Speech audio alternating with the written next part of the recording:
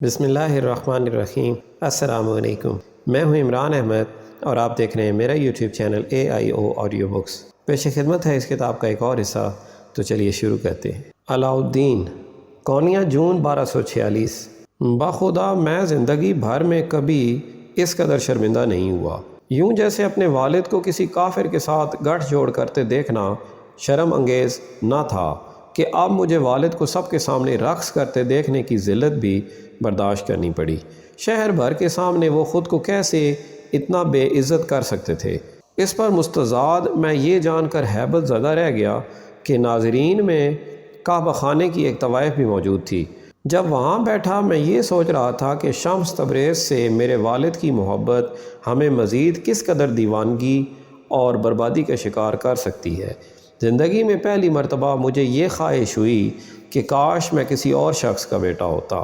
میرے نزدیک رقص ہی مذہب کی توہین تھا، لیکن اس کے بعد جو کچھ ہوا وہ تو بالکل ناقابل قبول تھا۔ اس گستاخ و بے ادب کی جرت بھی کیسے ہوئی کہ ہمارے سلطان کی توہین کرے؟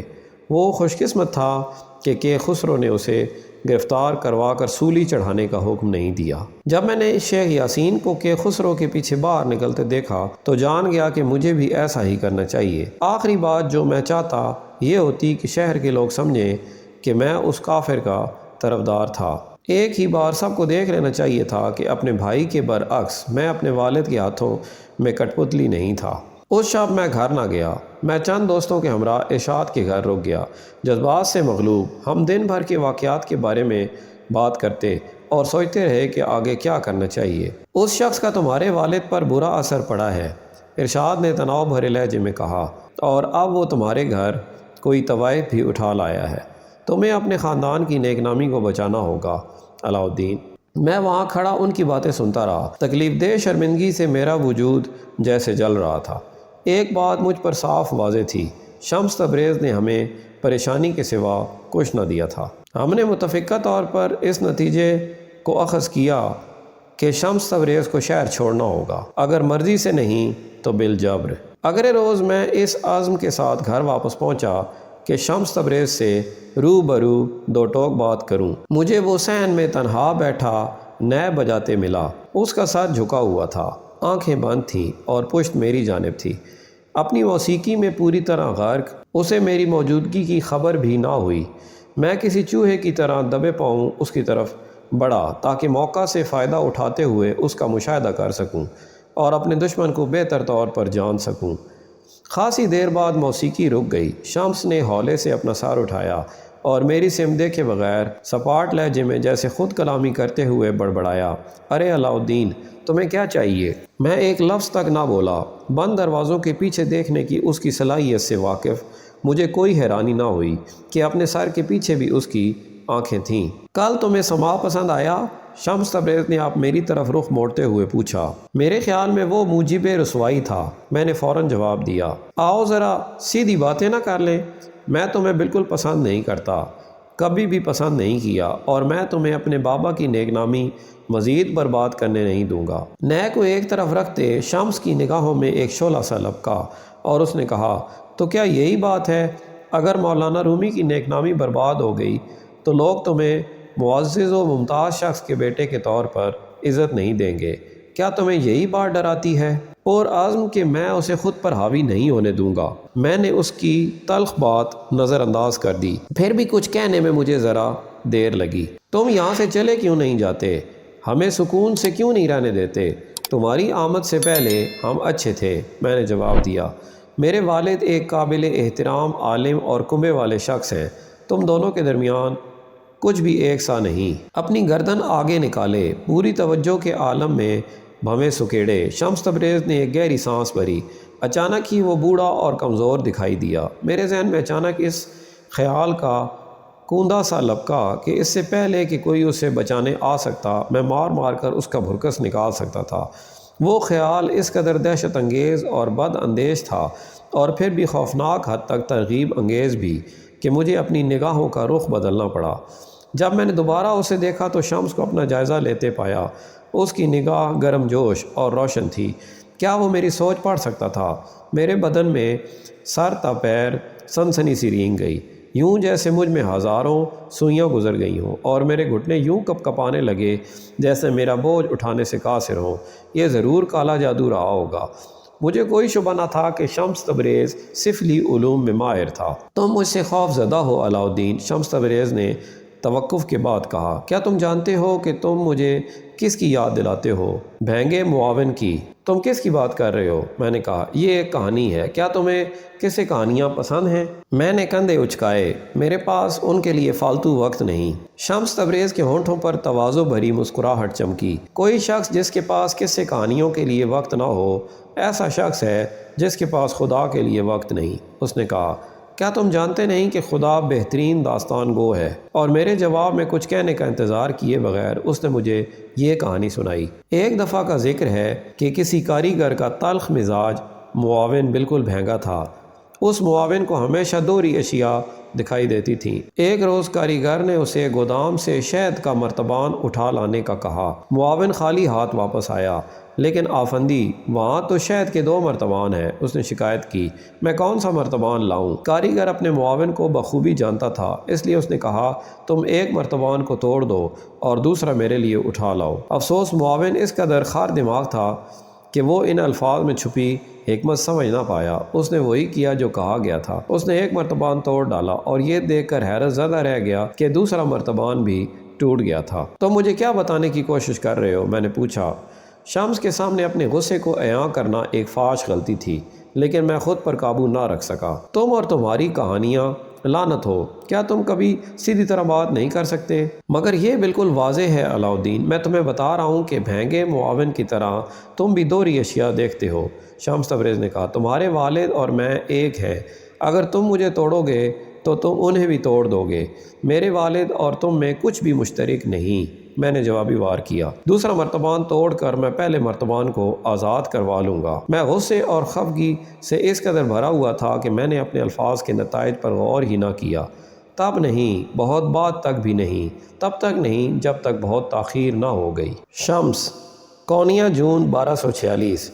بالعموم تنگ ذہن لوگوں کا کہنا ہے کہ رقص ایک طرح سے خلاف مذہب ہے۔ ان کا خیال ہے کہ خدا نے ہمیں موسیقی عطا کی، نہ صرف وہ موسیقی جو ہم ساز و آواز سے تخلیق کرتے ہیں، بلکہ ہر صورت حیات میں نہا موسیقی، اور پھر اس نے ہمیں اسے سننے سے منع فرما دیا۔ کیا انہیں دکھائی نہیں دیتا کہ خود فطرت نغمہ سرا ہے؟ اس کائنات کی ہر شے ایک لے میں محو گردش ہے۔ دل کا دھڑکنا، پرندوں کے پروں کی پھڑپھڑاہٹ، کسی طوفانی شب میں ہوا، آہن گر کی آہن پر ضرب، یا وہ آوازیں جن میں نومولود بچہ رحم مادر میں گرا ہوتا ہے۔ جوش اور بے ساختگی سے ہر شے ایک عالیشان دھن میں شامل ہے۔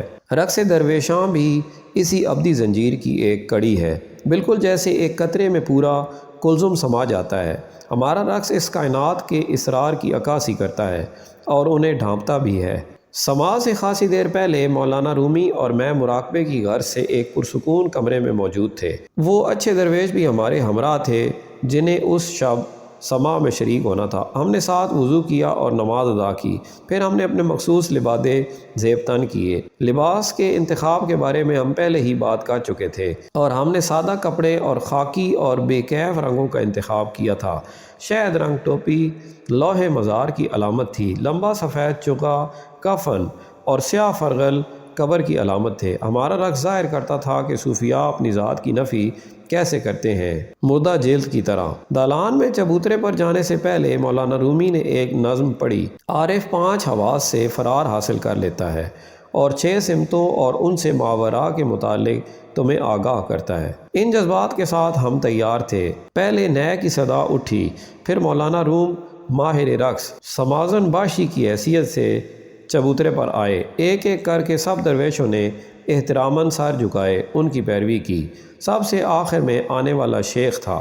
میں نے جس قدر سختی سے اس کی مزاحمت کی، مولانا رومی نے اتنا ہی آج شب اس کردار کی ادائیگی پر اصرار کیا۔ حافظ نے قرآن پاک کی ایک آیت تلاوت کی، اور یقین کرنے والوں کے لیے زمین میں بہت سی نشانیاں ہیں اور خود تمہاری جانوں میں بھی، تو کیا تم دیکھتے نہیں؟ پھر نئے اور رباب کی چھیدتی دل سوز صدا کے ساتھ آلہ موسیقی قدم کا آغاز ہوا۔ سن کے نئے کہتی ہے اپنی داستاں، درد ہجراں سے ہوئی نوحہ کنا، کاٹ کر لے آئے نئے ستا سے یہاں، مرد و زن میری فغاں سے خون چکاں۔ خود کو خدا کی سپردگی میں دیتے ہوئے پہلے درویش نے گھومنا شروع کیا۔ اس کے لبادے کی سنجاف نرمی سے اپنی ہی الگ حیات میں محو گردش تھی۔ پھر سب درویش رقصاں ہوئے اور گھومنے لگے، یہاں تک کہ ہمارے اطراف وحدت و یکتائی کے سوا کچھ باقی نہ رہا۔ جو کچھ بھی ہمیں افلاک سے عطا ہوا ہم نے زمین کو منتقل کر دیا۔ خدا سے اس کے بندوں کو، ہم میں سے ہر ایک محب کو محبوب ازل سے جوڑتا ربط بن گیا۔ جب موسیقی رکی ہم نے کائنات کے بنیادی عناصر کو جھک کر سلام پیش کیا، آتش، ہوا، خاک، آب اور پانچواں عنصر غیب۔ سماع کے آخر میں میرے اور کیخسرو کے درمیان جو کچھ رونما ہوا مجھے اس کا افسوس نہیں، لیکن مجھے مولانا رومی کو مشکل حالت میں ڈالنے کا ضرور افسوس ہے۔ ایسی شخصیت جس سے ہمیشہ امتیازی حیثیت، استحقاق اور تحفظ حاصل رہا ہو، انہیں پہلے کبھی کسی حکمران سے کسی رنجش کا سامنا نہیں کرنا پڑا۔ اب ان پر ذرا روشن ہوا ہوگا کہ عام لوگوں کا ہر وقت کیسے تجربات سے گزرنا پڑتا ہے۔ حکمران، اشرافیہ اور عوام کے مابین ایک گہری وسیع دراڑ سے شناسائی ہوئی ہوگی، اور اس کے ساتھ میرا خیال ہے کہ کونیا میں میرے دن اب گنے جا چکے۔ ہر سچی محبت اور دوستی کسی غیر متوقع کایا پلٹ کی داستان ہے۔ اگر محبت میں مبتلا ہونے کے بعد بھی ہم پہلے ہی جیسے رہیں تو اس کا مطلب ہے کہ محبت سچی نہیں۔ شاعری، موسیقی اور رقص کی ابتدا کے ساتھ مولانا رومی کے قلب کے بدلنے کا بڑا حصہ مکمل ہوا۔ کبھی وہ ایک سخت گیر عالم اور مبلغ تھے جنہیں شاعری ناپسند تھی اور جنہیں دوسروں کو واعظ کرتی اپنی آواز پسند تھی۔ وہی مولانا رومی اب خود شاعر ہوتے جا رہے ہیں، خالص خالی پن کی صدا، اگرچہ خود انہیں اس کا پورا ادراک نہیں۔ جہاں تک میری بات ہے، میں بھی بدل چکا ہوں اور بدل رہا ہوں۔ میں وجود سے عدم میں ڈھل رہا ہوں، ایک سے دوسرے موسم میں، ایک سے دوسرے مرحلے میں، زندگی سے موت کی جانب۔ ہماری دوستی ایک نعمت تھی، خدائی تحفہ۔ ہم نے ایک دوسرے کی صحبت میں کامیابی حاصل کی، مسرت پائی، نمو پائی، کامل مسرت۔ مجھے بابا زمان کی ایک بار بتائی گئی بات یاد آ گئی، ریشم کی نشو و نما کے لیے ریشم کے کیڑے کی موت ضروری ہے۔ سب کے رخصت ہونے اور ہلچل ختم ہونے کے بعد وہیں دالان میں تنہا بیٹھے میں جانتا تھا کہ مولانا رومی اور میرا ساتھ اب ختم ہونے کو تھا۔ ہماری رفاقت سے مولانا رومی اور میں نے حسن ازل کو جانا، اور ہم نے جانا کہ ایک دوسرے کے عکس کو منعکس کرتے آئینوں کے ذریعے ابدیت کا سامنا کرنا کیسا تھا۔ لیکن پرانا مقولہ اب بھی موزوں ہے، جہاں محبت ہے وہاں درد دل لازم ہوگا۔ ایلا، نارتھمپٹن، 29 جون 2008۔ عزیز نے کہا، جب لوگ غیر معمولی اور غیر متوقع حالات کے لیے تیار ہو جائیں تو بے لگام خوابوں سے بھی آگے عجیب واقعات رونما ہوتے ہیں۔ لیکن ایلا اس سب کے لیے ذرا برابر بھی تیار نہ تھی جو ہوا۔ عزیز زہرا اس سے ملنے بوسٹن چلا آیا۔ وہ اتوار کی شام تھی۔ رابنسٹین خاندان رات کے کھانے کے لیے میز پر ابھی بیٹھا ہی تھا جب ایلا کی توجہ اس کے سیل فون پر ایک ٹیکسٹ میسج نے کھینچی۔ یہ فرض کرتے ہوئے کہ فیوژن کوکنگ کلب میں سے کسی نے میسج کیا ہوگا، اس نے فوراً انہیں پڑھا۔ اس کے بجائے وہ رات کا خصوصی کھانا میز پر سجانے لگی، بھنی بطخ کے ساتھ تلے ہوئے آلو اور پیاز کے ساتھ بھورے چاول۔ جب اس نے بطخ میز پر سجائی تو ہر کوئی اچھل ہی تو پڑا، حتیٰ کہ جینٹ کی بھی اشتہا جاگ اٹھی، جو کہ اسکاٹ کو اس کی نئی گرل فرینڈ کے ساتھ دیکھ کر اور یہ جان کر کہ وہ اب بھی اس سے محبت کرتی تھی بہت مایوس تھی۔ اچھی وائن اور معمول کی ادھر ادھر کی باتوں کے ساتھ وہ لمبا ڈنر تھا۔ ایلا میز پر ہر گفتگو میں شامل رہی۔ اپنے شوہر سے اس نے بالکونی کو نیا شوخ نیلا رنگ کرنے کا مشورہ کیا۔ جینٹ کے ساتھ اس نے کالج کے مصروف شیڈول پر بات کی، اور جڑواں بچوں سے اس نے نئی ڈیویڈیز لانے کی بات کی، سمیت تازہ ترین پائریٹس آف دا کیریبین کے۔ کھانے کے بعد ڈش واشر میں جھوٹے برتن لگانے اور سب کو چاکلیٹ ڈیزرٹ پیش کرنے کے بعد ہی اسے اپنے سیل فون پر پیغامات پڑھنے کا خیال آ سکا۔ ہیلو ایلا، میں اسمتھ سونین میگزین کی اسائنمنٹ کے سلسلے میں بوسٹن میں ہوں، ابھی جہاز سے اترا ہی ہوں، کیا تم مجھ سے ملنا چاہو گی؟ میں اونیکس ہوٹل میں مقیم ہوں اور مجھے تم سے مل کر بہت خوشی ہوگی عزیز۔ ایلا نے فون پرے رکھ دیا اور ڈیزرٹ کے لیے میز پر آ گئی۔ وہ ذرا سراسیمہ تھی، میسج آیا تھا۔ ڈیوڈ نے پلیٹ پر جھکا اپنا سر اٹھاتے ہوئے کہا، ہاں مشیل کا میسج تھا۔ ایلا نے لمحے بھر کی بھی ہچکچاہٹ کے بغیر جواب دیا، اپنے خوف زدہ چہرے کا رخ پھیرتے۔ ڈیوڈ نے اپنا منہ صاف کیا اور پھر بڑی آہستگی اور نفاست سے نیپکن کو چوکور طے کرنے لگا۔ خوب طے کر چکنے کے بعد وہ بولا، ایلا جانتی تھی کہ اس کے شوہر کو اس کی بات کا یقین نہ تھا، ذرا برابر بھی نہیں، اور پھر بھی اس نے اپنی بات پر قائم رہنے کا سوچا، اپنے شوہر کو قائل کرنے یا بچوں کو دھوکہ دینے کی خاطر نہیں، بلکہ اپنے لیے، اپنے گھر سے عزیز کے ہوٹل جانے ایک قدم بڑھانے کو ممکن بنانے کی خاطر۔ ہر لفظ کو تولتے ہوئے اس نے کہا، اس نے یہ بتانے کے لیے میسج کیا ہے کہ اگلے سال کی کیٹلاگ پر بات کرنے کے لیے کل صبح ایجنسی کی میٹنگ ہے، وہ چاہتی ہے کہ میں شریک ہوں۔ اچھا پھر تو تمہیں جانا چاہیے۔ یہ کہتے ہوئے ڈیوڈ کی آنکھوں میں چمک ابھری، جو اشارہ تھا کہ وہ بھی اس کھیل میں شامل ہو چکا تھا۔ کیوں نہ ہم صبح ساتھ ہی چلیں، بلکہ میں اپنی چند ایک اپوائنٹمنٹ کا وقت تبدیل کر سکتا ہوں۔ ایلا نے اپنے شوہر کو بدحواسی سے دیکھا۔ وہ کیا کرنے کی کوشش کر رہا تھا؟ کیا وہ بچوں کے سامنے کوئی تماشا چاہتا تھا؟ یہ تو اچھا ہوگا، اس نے زبردستی مسکراتے ہوئے کہا، لیکن پھر ہمیں صبح 7 بجے سے پہلے گھر سے نکلنا ہوگا۔ مشیل کہتی ہے کہ وہ باقی سب کی آمد سے پہلے مجھ سے اکیلے میں بات کرنا چاہتی ہے۔ اوہ پھر تو بھول ہی جائیں۔ یہ جانتے ہوئے کہ اس کے ڈیڈی کو صبح سویرے اٹھنا کس قدر ناپسند تھا، اورلی نے بیچ میں دخل دیا، ڈیڈی کبھی صبح سویرے نہیں اٹھ سکتے۔ اب ایلا اور ڈیوڈ نے اپنے بچوں کے سروں کے اوپر ایک دوسرے سے برابری پر نظریں ملاتے ہوئے ایک دوسرے کو دیکھا۔ دونوں ہی دوسرے فریق کی پہل کے منتظر تھے۔ یہ سچ ہے، ڈیوڈ نے آخر کار اتفاق کیا۔ ایلا نے سکون کا سانس لیتے سر ہلایا، اگرچہ اسے اپنی ہٹ درمی پر ذرا شرمندگی سی محسوس ہوئی، کیونکہ اسی لمحے اس کے ذہن میں ایک اور خیال آیا تھا، زیادہ بے باک خیال۔ ہاں صبح سویرے کا وقت ہے، اس نے کہا، میں ابھی کیوں نہ چلی جاؤں؟ کل صبح بوسٹن جانے اور عزیز کے ساتھ ناشتہ کرنے کا تصور ہی اس کے دل کی دھڑکن بڑھانے کو کافی تھا۔ تاہم وہ عزیز سے ابھی ملنا چاہتی تھی، کل کے بجائے ابھی۔ کل جو اسے اچانک ہی بہت دور محسوس ہونے لگا تھا۔ اس کے گھر سے بوسٹن کا فاصلہ کم و بیش 2 گھنٹے کا تھا، لیکن اسے پرواہ نہ تھی۔ وہ ایمسٹرڈم سے اس کی خاطر وہاں پہنچا تھا۔ وہ اس کی خاطر 2 گھنٹے کی ڈرائیو تو کر ہی سکتی تھی۔ میں آج رات 10 بجے سے پہلے بوسٹن پہنچ سکتی ہوں، اور کل صبح میں ایجنسی میں وقت سے اتنی پہلے پہنچ سکوں گی کہ میٹنگ سے پہلے مشیل سے مل سکوں۔ ڈیوڈ کے چہرے پر کرب کا سایہ سا لہرایا، کچھ کہنے میں اسے جیسے زمانے لگ گئے۔ اس طویل لمحے میں اس کی آنکھیں ایک ایسے شخص کی آنکھیں تھیں جس میں اپنی بیوی کو کسی دوسرے مرد کے پاس جانے سے روکنے کی ہمت بچی تھی، نہ ہی جذبات۔ میں آج رات ڈرائیو کر کے بوسٹن جاؤں گی اور رات ہمارے اپارٹمنٹ میں ٹھہروں گی، ایلا نے کہا، بظاہر اپنے بچوں سے لیکن حقیقت میں ڈیوڈ سے۔ یہ اس کا اپنے شوہر کو یقین دلانے کا انداز تھا کہ وہ جسے بھی ملنے جا رہی تھی اس کے ساتھ اس کا کوئی جسمانی ربط نہ تھا۔ ڈیوڈ اپنے ہاتھ میں وائن کا گلاس تھامے کرسی سے اٹھ کھڑا ہوا، دروازے کی طرف ہلکا سا اشارہ کرتے وہ ایلا کو دیکھ کر گویا یقین دہانی کو مسکرایا اور کچھ اشتیاق سے بولا، ٹھیک ہے ہنی، اگر تم یہی چاہتی ہو تو پھر تمہیں ابھی جانا چاہیے، لیکن موم میرا خیال تھا کہ آپ آج میتھس کے ہوم ورک میں میری مدد کریں گی۔ ایوی نے اعتراض کیا۔ ایلا کو اپنا چہرہ جلتا محسوس ہوا۔ میں جانتی ہوں ڈیئر، ہم یہ کام کل کیوں نہ کر لیں؟ اوہ انہیں جانے دو۔ اولی اپنے بھائی کی جانب مڑی اور اسے تنگ کرنے کو بولی، تمہیں سارا وقت ماما سے چمٹے رہنے کی ضرورت نہیں، تم بڑے کب ہوگے؟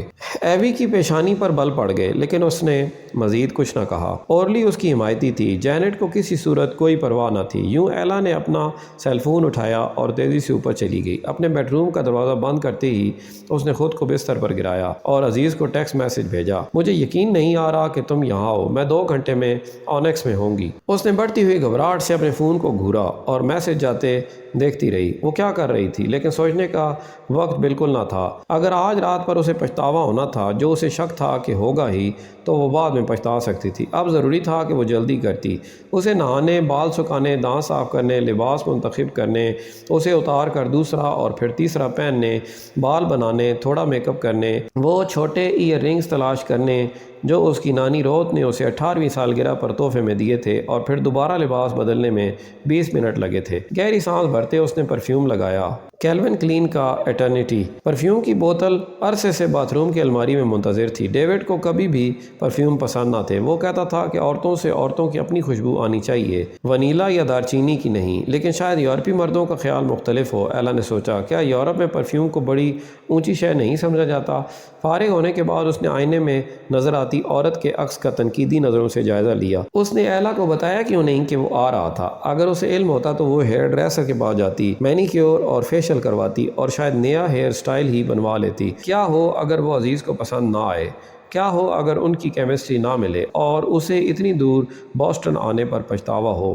یک وہ جیسے ہوش میں آ گئی۔ وہ اپنا حلیہ بدلنا کیوں چاہتی تھی؟ ان کی کیمسٹری ملے یا نہیں، اس سے فرق کیا پڑتا ہے؟ اس آدمی کے ساتھ کوئی بھی مہم جوئی عارضی ہے، اس کا خاندان ہے، اس کی اپنی زندگی ہے، اس کا ماضی یہی ہے اور اس کا مستقبل بھی۔ ایسے غیر متوقع منظرناموں میں گم ہونے پر خود سے خفا اس نے اپنے ذہن کی کیواڑ بند کر لیے، جو ہمیشہ آسان ثابت ہوتا تھا۔ 7:45 ایلا نے اپنے بچوں کو بوسہ دے کر شب بخیر کہا اور گھر سے نکل آئی۔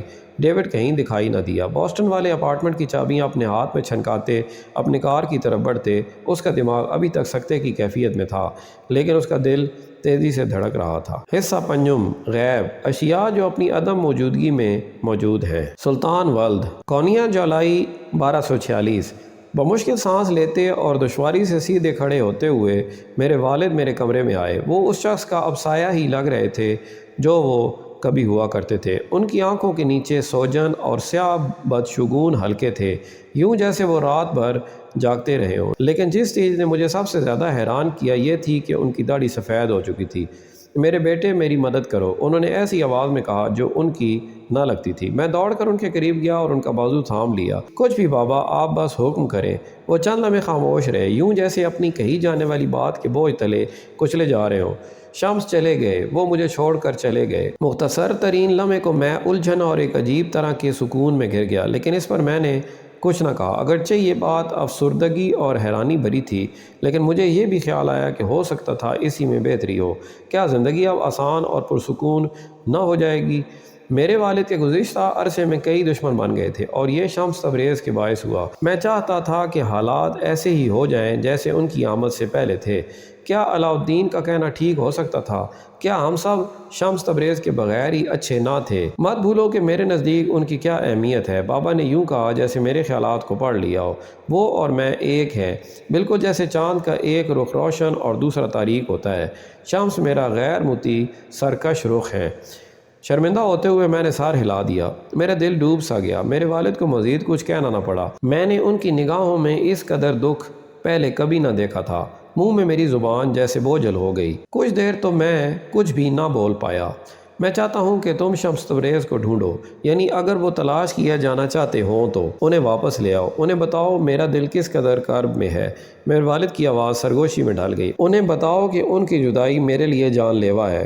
میں نے ان سے وعدہ کیا کہ میں شمس تبریز کو ڈھونڈ لاؤں گا۔ انہوں نے میرا ہاتھ تھام کر تشکر کے عالم میں ایسے دبایا کہ مجھے اپنی نگاہیں ان سے پھیرنی پڑیں، کیونکہ میں نہ چاہتا تھا کہ وہ میری آنکھوں میں میرے تذبذب کو پڑھ لیں۔ پورا ہفتہ میں نے اس امید میں کونیا کی گلیاں چھانتے گزارا کہ کہیں سے شمس تبریز کے نقوش قدم کا کوئی سراغ مل سکے۔ اب تک شہر بھر کو ان کی گمشدگی کا علم ہو چکا تھا اور ہر کوئی اندازے لگا رہا تھا کہ وہ کہاں ہوں گے۔ میں ایک کوڑی گداگر سے ملا جسے شمس تبریز سے بہت عقیدت تھی۔ اس نے مجھے کئی مایوس اور منتسب لوگوں کا پتہ بتایا جن کی سرگردان درویش نے مدد کی تھی۔ مجھے کبھی معلوم نہ تھا کہ شمس تبریز سے اتنے لوگ محبت کرتے تھے، کیونکہ وہ ایسے لوگ تھے جو اب تک میرے نزدیک غیر مرئی تھے۔ ایک شام میں تھکا ہارا چکرایا ہوا گھر واپس آیا تو کیرا میرے لیے گلاب کی خوشبو سے بھری چاولوں کی کھیر کا پیالہ لے آئی۔ وہ میرے قریب بیٹھ کر مجھے کھاتے دیکھنے لگی۔ اس کی مسکراہٹ کے گرد روحانی کرب کا ایک حالہ سا تھا۔ میں نے دیکھا کہ گزشتہ 1 برس میں اس کی عمر کتنی بڑھ گئی تھی۔ میں نے سنا کہ تم شمس تبریز کو واپس لانے کی کوشش کر رہے ہو، کیا تمہیں معلوم ہے کہ وہ کہاں گئے ہیں؟ اس نے پوچھا۔ افواہیں ہیں کہ ہو سکتا ہے وہ دمشق چلے گئے ہوں، لیکن میں نے لوگوں کو یہ کہتے بھی سنا ہے کہ وہ اصفہان، قاہرہ یا اپنی جائے پیدائش تبریز میں سے کہیں چلے گئے ہیں۔ ہمیں ان سب جگہوں پر انہیں تلاش کرنا ہوگا۔ میں دمشق جاؤں گا اور بابا کے کچھ دوسرے شاگرد باقی 3 شہروں کو روانہ ہوں گے۔ اس کے چہرے سے ایک سنجیدہ سا تاثر گزرا اور وہ جیسے بآواز بلند سوچتے زیر لب بولی، مولانا شعر کہنے لگے ہیں، بہت خوبصورت اشعار۔ شمس تبریز کی جدائی انہیں شاعر بنا رہی ہے۔ اپنی نگاہ ایرانی قالین کی طرف جھکاتے اس کے رخسار نم ہو گئے اور منہ بسورتے ہوئے اس نے ٹھنڈی سانس بھری اور پھر اس نے یہ شعر پڑھا۔ میں نے آلو ہی حسن و جمال بھرا چہرہ لیے بادشاہ کو دیکھا، وہ جو چشم فلک اور شمس ہے۔ اب فضا میں کچھ ایسا تھا جو لمحہ بھر پہلے وہاں موجود نہ تھا۔ میں دیکھ سکتا تھا کہ کیرا اندر سے ٹوٹ چکی تھی۔ کوئی اس کا چہرہ ہی دیکھ کر جان سکتا تھا کہ وہ اپنے شوہر کو کرب کے عالم میں دیکھ کر کس قدر تکلیف میں تھی۔ وہ انہیں دوبارہ مسکراتے دیکھنے کی خاطر جو بھی اس کے بس میں ہوتا کرنے کو تیار تھی۔ اور پھر وہ اتنی ہی پرسکون تقریباً مسرور بھی تھی کہ آخر اس نے شمس تبریز سے چھٹکارا پا لیا تھا۔ کیا ہو اگر میں انہیں تلاش نہ کر پاؤں، میں نے خود کو کہتے سنا۔ پھر کیا کیا جا سکتا ہے، ہم پہلے ہی کی طرح رہتے رہیں گے، اس نے جواب دیا۔ اس کی آنکھوں میں امید کی چمک لہرائی۔ اس لمحے میں پوری وضاحت سے اور بغیر کسی شک و شبے کے سمجھ گیا کہ اس کا مخفی اشارہ کیا تھا۔ مجھے دمشق جانے کی کوئی ضرورت نہ تھی، میں اگلے روز ہی کونیا سے روانہ ہوتا، کچھ عرصہ ادھر ادھر گھومتا، راہ گزر کنارے کسی سرائے میں قیام کرتا اور چند ہفتے بعد یہ دکھاوا کرتے واپس لوٹ آتا کہ میں شمس تبریز کو ہر جگہ تلاش کر آیا تھا۔ میرے والد میری بات کا بھروسہ کریں گے اور یہ موضوع ہمیشہ کے لیے ختم ہو جائے گا۔ شاید یہی بہترین ہو، نہ صرف کیرا اور علاؤدین کے لیے جنہیں ہمیشہ شمس تبریز پر شبہ رہا تھا، بلکہ میرے والد کے شاگردوں اور مریدوں کے لیے، اور حتیٰ کہ میرے لیے بھی۔ کیرا، میں نے کہا، مجھے کیا کرنا چاہیے؟ اور یہ عورت جس نے میرے والد سے شادی کے لیے اسلام قبول کیا تھا، جو میرے بھائی اور میری بہت ہی اچھی ماں رہی تھی، اور جو اپنے شوہر سے اس قدر محبت رکھتی تھی کہ وہ نظمیں اسے ازبر تھیں جو اس کا شوہر کسی اور کے لیے لکھتا تھا۔ اس نے مجھے رنجیدہ نگاہوں سے دیکھا لیکن کچھ نہ بولی۔ اچانک ہی اس کے پاس کہنے کو کوئی الفاظ نہ رہے تھے، جواب مجھے خود ہی تلاش کرنا تھا۔ رومی، کونیا، اگست 1246۔ بیاباں بن چکی ہے دنیا شمس سے محروم۔ جب سے شمس تبریز گئے ہیں یہ شہر اداس اور سرد مقام بن گیا ہے اور میری روح خالی ہو چکی ہے۔ میں شب بھر سو نہیں پاتا اور دن کو میں ادھر ادھر سرگرداں رہتا ہوں۔ میں یہاں ہوں مگر یہیں نہیں ہوں، لوگوں کے درمیان ایک بے روح آسیب۔ میں خود کو لوگوں پر حیران اور خفا ہونے سے روک نہیں پاتا۔ وہ اپنی زندگیاں ایسے کیسے جی سکتے ہیں جیسے کچھ ہوا ہی نہیں؟ شمس تبریز کے بغیر زندگی پہلے جیسی کیسے ہو سکتی ہے؟ روزانہ طلوع سے غروب آفتاب تک میں کتب خانے میں تنہا بیٹھے شمس تبریز کے بارے میں سوچتا رہتا ہوں۔ مجھے یاد ہے ایک بار کسی قدر بے درد لہجے میں انہوں نے مجھے بتایا تھا، کسی روز آپ صدائے عشق بنیں گے۔ مجھے اس کا علم تو نہیں، لیکن یہ سچ ہے کہ آج کل خاموشی مجھے بہت تکلیف دہ لگنے لگی ہے۔ الفاظ مجھے میرے دل کی تاریکی میں روزن فراہم کرتے ہیں۔ یہی تو شمس تبریز چاہتے تھے، ہے نا؟ مجھے شاعر بنانا چاہتے تھے۔ زندگی کاملیت کا نام ہے۔ ہر واقعہ جو رونما ہوتا ہے، چاہے کتنا ہی بڑا یا چھوٹا ہو، اور ہر تکلیف جو ہم اٹھاتے ہیں، سب اس مشیت خداوندی کا کوئی پہلو ہے جو اپنے انجام کو پہنچ کر رہتی ہے۔ جدوجہد انسان کی فطرت کا حصہ ہے، اسی لیے قرآن میں فرمایا گیا، جن لوگوں نے ہمارے راستے میں جدوجہد کی ہم ان کو ضرور اپنے رستوں پر چلائیں گے۔ سورہ عنکبوت آیت نمبر 69۔ خدا کی حکمت و منصوبے میں اتفاق نام کی کوئی شے نہیں، اور تقریباً 2 برس پہلے اس روز سر راہ شمس تبریز سے میری ملاقات اتفاقیہ نہ تھی۔ میں ہوا سے اڑتا آپ کے پاس اتفاق سے نہیں پہنچا، شمس تبریز نے کہا تھا، اور پھر انہوں نے مجھے ایک قصہ سنایا۔ ایک دفعہ کا ذکر ہے کہ ایک صوفی شیخ اس قدر با علم تھے کہ لوگ کہتے تھے کہ ان میں روح مسیح پھونکی گئی تھی۔ ان کا صرف ایک ہی مرید تھا اور جس سے بھی انہیں نوازا گیا تھا وہ اس پر خوش تھے، لیکن ان کے مرید کی سوچ مختلف تھی۔ اس کی خواہش تھی کہ ہر کوئی اس کے مرشد کی طاقتوں پر حیرت زدہ ہو۔ وہ ملتجی رہتا کہ مرشد اپنے پیروکاروں کی تعداد بڑھائیں۔ ٹھیک ہے، بالآخر مرشد راضی ہو گئے۔ اگر تمہیں اسی سے خوشی ملتی ہے تو جو تم کہو میں کروں گا۔ ایک روز وہ بازار گئے، ایک دکان پر پرندوں کی شکل کی مٹھائی رکھی تھی۔ شیخ کے ان پر پھونک مارتے ہی وہ پرندے زندہ ہو کر ہوا میں اڑ گئے۔ شہر کے لوگ بالکل لاجواب ہو کر ان کی تحسین میں ان کے گرد جمع ہو گئے۔ اس روز کے بعد شہر کا ہر شخص اس شیخ کی تعریف و تحسین کرنے لگا۔ جلد ہی ان کے گرد پیروکاروں اور عقیدت مندوں کا اتنا ہجوم ہو گیا کہ پرانا مرید اب ان سے مل بھی نہ پاتا تھا۔ او شیخ، میں غلطی پر تھا، پرانے ایام ہی بہتر تھے۔ مرید نے افسردگی سے آہ بھری۔ کچھ کیجئے، ان سب کو بھگا دیجئے، خدا را۔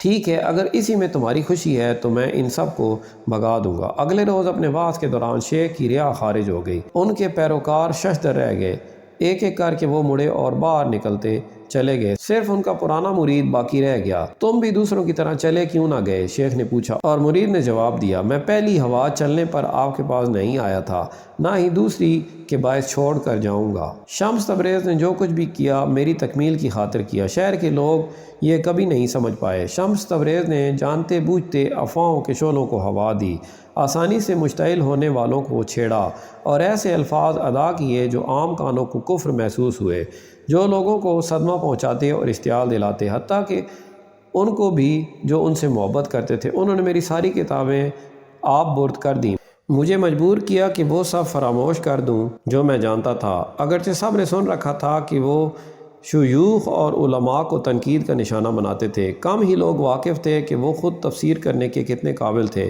شمس تبریز کو کیمیا، فلکیات، علم نجوم، الہیات، فلسفہ اور منطق کا گہرا علم تھا، لیکن وہ اپنا علم بے خبر آنکھوں سے مخفی رکھتے تھے۔ وہ اگرچہ ایک فقیہ تھے، وہ ظاہر یوں کرتے جیسے فقیر ہوں۔ انہوں نے ہمارے دروازے ایک طوائف کے لیے کھولے اور ہمیں اس کے ساتھ کھانا بانٹنے پر مجبور کیا۔ انہوں نے مجھے میخانے بھیجا اور شرابیوں سے بات کرنے پر میری حوصلہ افزائی کی۔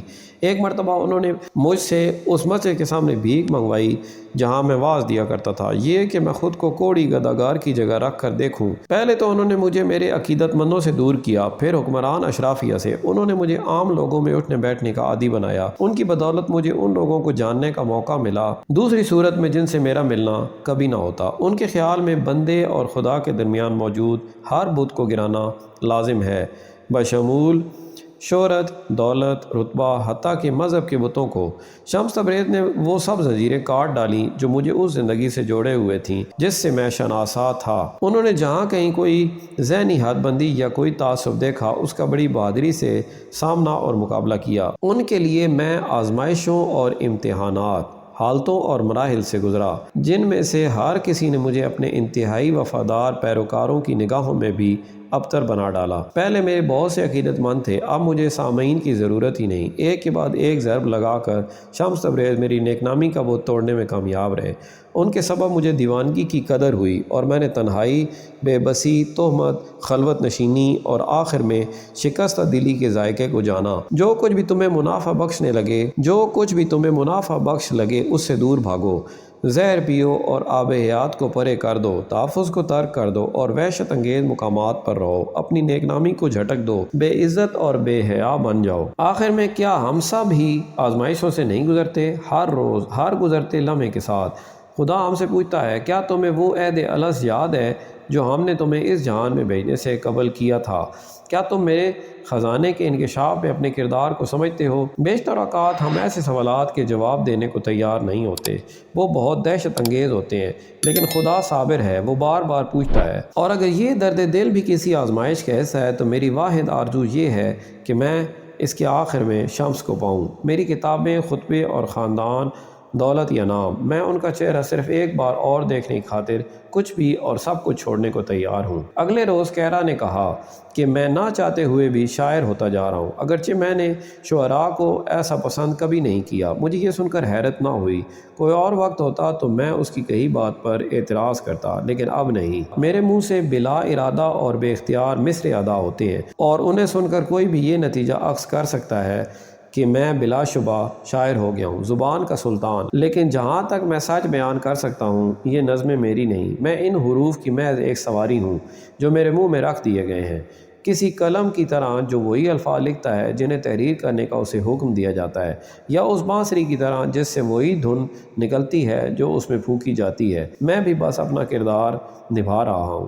شمس تبریز کے حیرت انگیز شمس، کہاں ہو تم؟ شمس، دمشق، اپریل 1247۔ بہار دمشق میں اپنے جوبن پر تھی اور کونیا سے میری رخصتی کو 10 مہینے ہو چکے تھے جب سلطان ولد نے مجھے تلاش کر لیا۔ نیلے آسمان تلے میں فرانسس نامی عیسائی راہب کے ہمراہ شطرنج کھیل رہا تھا۔ وہ ایسا شخص تھا جس کا اندرونی توازن بآسانی ڈگمگاتا نہ تھا، ایک شخص جو تسلیم و رضا کے معانی سے واقف تھا، اور چونکہ اسلام کا مطلب ہے باطنی سکون جو تسلیم و رضا سے ملتا ہے، میرے نزدیک فرانسس ان لوگوں سے کہیں زیادہ مسلمان تھا جو ایسا دعویٰ کرتے ہیں، کیونکہ یہ 40 اصولوں میں سے ایک ہے۔ راضی بر رضا رہنے کا مطلب کمزور یا غیر متحرک ہونا نہیں، یہ تقدیر پرستی پر منتج ہوتا ہے، نہ ہی مشروط اطاعت پر۔ یہ بالکل برعکس ہے۔ اصلی طاقت تسلیم و رضا میں ہی ہے، وہ طاقت جو ہمارے اپنے اندر سے اٹھتی ہے۔ زندگی کے الوہی جوہر دیکھنے کے سامنے سر تسلیم خم کرنے والے بلا تشویش ابدی سکون سے رہتے ہیں، چاہے ارد گرد کی پوری دنیا ایک کے بعد ایک شورش سے گزر رہی ہو۔ میں نے اپنے وزیر کو آگے بڑھایا تاکہ فرانسس کا بادشاہ اپنی جگہ بدلے۔ تیزی سے اور بہادرانہ فیصلے کے ساتھ اس نے رخ کو حرکت دی۔ مجھے شبہ سا ہونے لگا تھا کہ میں یہ بازی ہار جاؤں گا۔ جب میں نے نگاہ اٹھائی اور سلطان ولد کو اپنے سامنے کھڑے پایا تو میں دیکھ کر خوشی ہوئی۔ میں نے کہا، سو آخر کار تم نے میری تلاش کا فیصلہ کر ہی لیا۔ اس نے ایک پشیمان مسکراہٹ سے مجھے دیکھا، پھر وہ یہ جان کر حیران اور افسردہ ہو گیا کہ مجھے اس کی اندرونی کشمکش کی خبر تھی، لیکن چونکہ وہ ایک راست گو شخص تھا اس نے سچائی سے انکار نہیں کیا۔ میں نے آپ کو ڈھونڈنے کے بجائے کچھ وقت ادھر ادھر گھومتے گزارا، لیکن کچھ عرصے بعد ہی میں مزید ایسا نہ کر پایا۔ میں اپنے والد سے مزید جھوٹ بولنے کا متحمل نہ ہو سکا۔ میں دمشق آ گیا اور آپ کی تلاش شروع کر دی، لیکن آپ کا ملنا آسان نہ تھا۔ تم ایک ایماندار آدمی اور اچھے بیٹے ہو۔ میں نے کہا، کسی روز جلدی ہی تم بھی اپنے والد کے اچھے رفیق ثابت ہوگے۔ سلطان ولد نے رنجیدگی سے اپنا سر جھٹکا۔ آپ واحد رفیق ہیں جس کی انہیں ضرورت ہے۔ میں چاہتا ہوں آپ میرے ہمراہ کونیا واپس چلیں۔ میرے والد کو آپ کی ضرورت ہے۔ اس دعوت کا سن کر میرے ذہن میں کئی باتیں آئیں اور ان میں سے کوئی ایک بھی پہلے واضح نہ تھی۔ ایسی جگہ واپسی کے خیال پر جہاں واضح طور پر میں ایک ناپسندیدہ شخص تھا، میرے نفس کا رد عمل خوف بھرا تھا۔ اس کی مت سنو، تم اپنا کام مکمل کر چکے، تمہیں کونیا واپس جانے کی ضرورت نہیں۔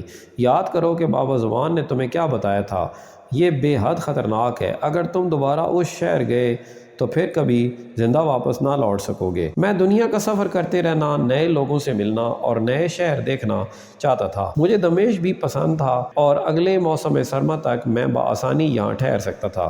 کسی نئی جگہ کے سفر سے اکثر اوقات انسان کی روح میں تنہائی اور اداسی کا ایک خوف انگیز احساس بیدار ہونے کا خدشہ ہوتا ہے، لیکن خدا کی ہمراہی میں اپنی تنہائی پر مطمئن اور قانع تھا۔ تاہم میں بخوبی واقف تھا کہ میرا دل کونیا میں تھا۔ مجھے مولانا رومی کی یاد اس قدر ستاتی تھی کہ ان کا نام پکارنا بھی میرے لیے باعث کرب تھا۔ آخرکار اس سے کیا فرق پڑتا تھا کہ میں کس شہر میں رہوں اگر مولانا رومی میرے ساتھ نہ تھے؟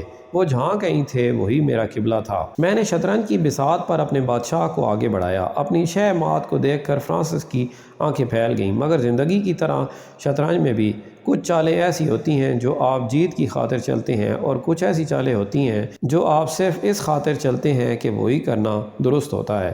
خدارا میرے ساتھ چلیے۔ سلطان ولد نے میرے خیالوں کا سلسلہ منقطع کرتے التجا کی۔ جو لوگ آپ کے متعلق افواہیں پھیلاتے تھے اور آپ سے بدسلوکی کرتے تھے وہ انتہائی شرمندہ ہیں۔ اس مرتبہ سب کچھ بہتر ہوگا، میرا وعدہ ہے۔ میرے بچے، تم ایسے وعدے نہیں کر سکتے، کوئی بھی نہیں کر سکتا۔ میں اسے بتانا چاہتا تھا، لیکن اس کے بجائے میں نے اسبات میں سارے لائے اور کہا، میں ایک اور مرتبہ دمشق کا غروب آفتاب دیکھنا چاہوں گا۔ کل ہم کونیا کے لیے روانہ ہو سکتے ہیں۔ واقعی آپ کا شکریہ۔ سلطان ولد کا چہرہ طمانینت سے لو دے اٹھا۔ آپ نہیں جانتے اس سے میرے بابا کو کس قدر مسرت ہوگی۔ پھر میں فرانسس کی طرف مڑا جو صبر سے منتظر تھا کہ میں کھیل کی طرف واپس آؤں۔ میری مکمل توجہ پا کر اس کے چہرے پر ایک شریر مسکراہٹ رینگ گئی۔ خبردار میرے دوست، اس نے فاتحانہ لہجے میں کہا، شہ مات کیمیا، کونیا، مئی 1247۔ بے ریا نگاہ میں پراسراریت اور اپنے رویے میں ایسی اجنبیت لیے جو ان میں پہلے کبھی نہ تھی، شمس تبریز میری زندگی میں واپس لوٹ آئے۔ لگتا تھا کہ وہ بہت بدل گئے تھے۔ ان کے بال اتنے لمبے ہو چکے تھے کہ آنکھوں میں پڑتے۔ ان کی رنگت دمشق کی دھوپ میں سنبھلا گئی تھی۔ وہ دیکھنے میں زیادہ نوجوان اور وجیح ہو گئے تھے، لیکن کچھ اور بھی تھا، کچھ ایسی تبدیلی جو میرے فہم میں نہ آ رہی تھی۔ ان کی ہمیشہ جیسی روشن اور بے فکر سیاہ آنکھوں میں اب نئی قسم کی چمک تھی۔ میں خود کو یہ شبہ کرنے سے روک نہ پائی کہ وہ ایسے شخص کی نگاہیں تھیں جو زندگی میں سب کچھ دیکھ چکا ہو اور اسے مزید کوئی جستجو نہ رہی ہو۔ لیکن میرا خیال ہے کہ مولانا رومی کے اندر اس سے کہیں گہری تبدیلی رونما ہو رہی ہے۔ میرا خیال تھا کہ شمس تبریز واپس آ جائیں تو ان کی سب پریشانیاں تحلیل ہو جائیں گی، لیکن ایسا ہوا نہیں۔ جس روز شمس تبریز واپس آئے، مولانا رومی نے شہر کی فصیل سے باہر پھولوں کے ساتھ ان کا خیر مقدم کیا، لیکن جب اولین دنوں خوشی ذرا مان پڑی تو مولانا رومی پہلے سے زیادہ مضطرب اور خلوت گزین دکھائی دیے۔ میرا خیال ہے کہ میں سبب جانتی ہوں۔ میں اس بات کو کسی بھی دوسرے شخص سے بہتر سمجھ سکتی ہوں، کیونکہ میں بھی انہیں کھونے سے خائف ہوں۔ واحد انسان جس سے میں نے اپنے احساسات بانٹے تھے وہ ہے گوہر، مولانا رومی کی مرحوم بیوی۔ خیر، تکنیکی طور پر وہ انسان نہیں، لیکن میں اسے بھوت بھی نہیں کہہ سکتی۔ ان بھوت یا آسیب سے کم خوابناک اور اجنبی جن سے میں واقف رہی ہوں، جب سے میں اس گھر میں آئی ہوں گوہر میرے اطراف پانی کے سست رو بہاؤ کی طرح حرکت کرتی ہے۔ اگرچہ ہم ہر موضوع پر باتیں کرتے رہتے تھے لیکن کچھ عرصے سے ہمارے درمیان صرف ایک ہی موضوع ہے، شمس تبریز۔ مولانا رومی بہت پریشان نظر آتے ہیں، کاش میں ان کی کوئی مدد کر سکتی۔ آج میں نے گوہر سے کہا شاید تم مدد کر سکتی ہو۔ آج کل ان کے دماغ پر کوئی بات حاوی ہے لیکن ابھی تک انہوں نے اس بارے میں کسی کو نہیں بتایا۔ گوہر نے پراسراریت سے کہا، کیا بات؟ میں نے پوچھا۔ مولانا رومی کا خیال ہے کہ اگر شمس تبریز شادی کر لیں تو شہر کے لوگوں کی مخالفت میں کمی آ جائے گی، افواہیں کم ہو جائیں گی اور شمس تبریز کو یہاں سے باہر کہیں نہیں جانا پڑے گا۔ میرا دل لہجہ بھر کو رک گیا۔ شمس تبریز کی شادی ہو رہی تھی مگر کس کے ساتھ؟ گوہر نے مجھے ترچھی نگاہوں سے دیکھا اور کہنے لگی، مولانا رومی سوچ رہے ہیں کہ کیا تم شمس تبریز سے شادی کرنا چاہو گی؟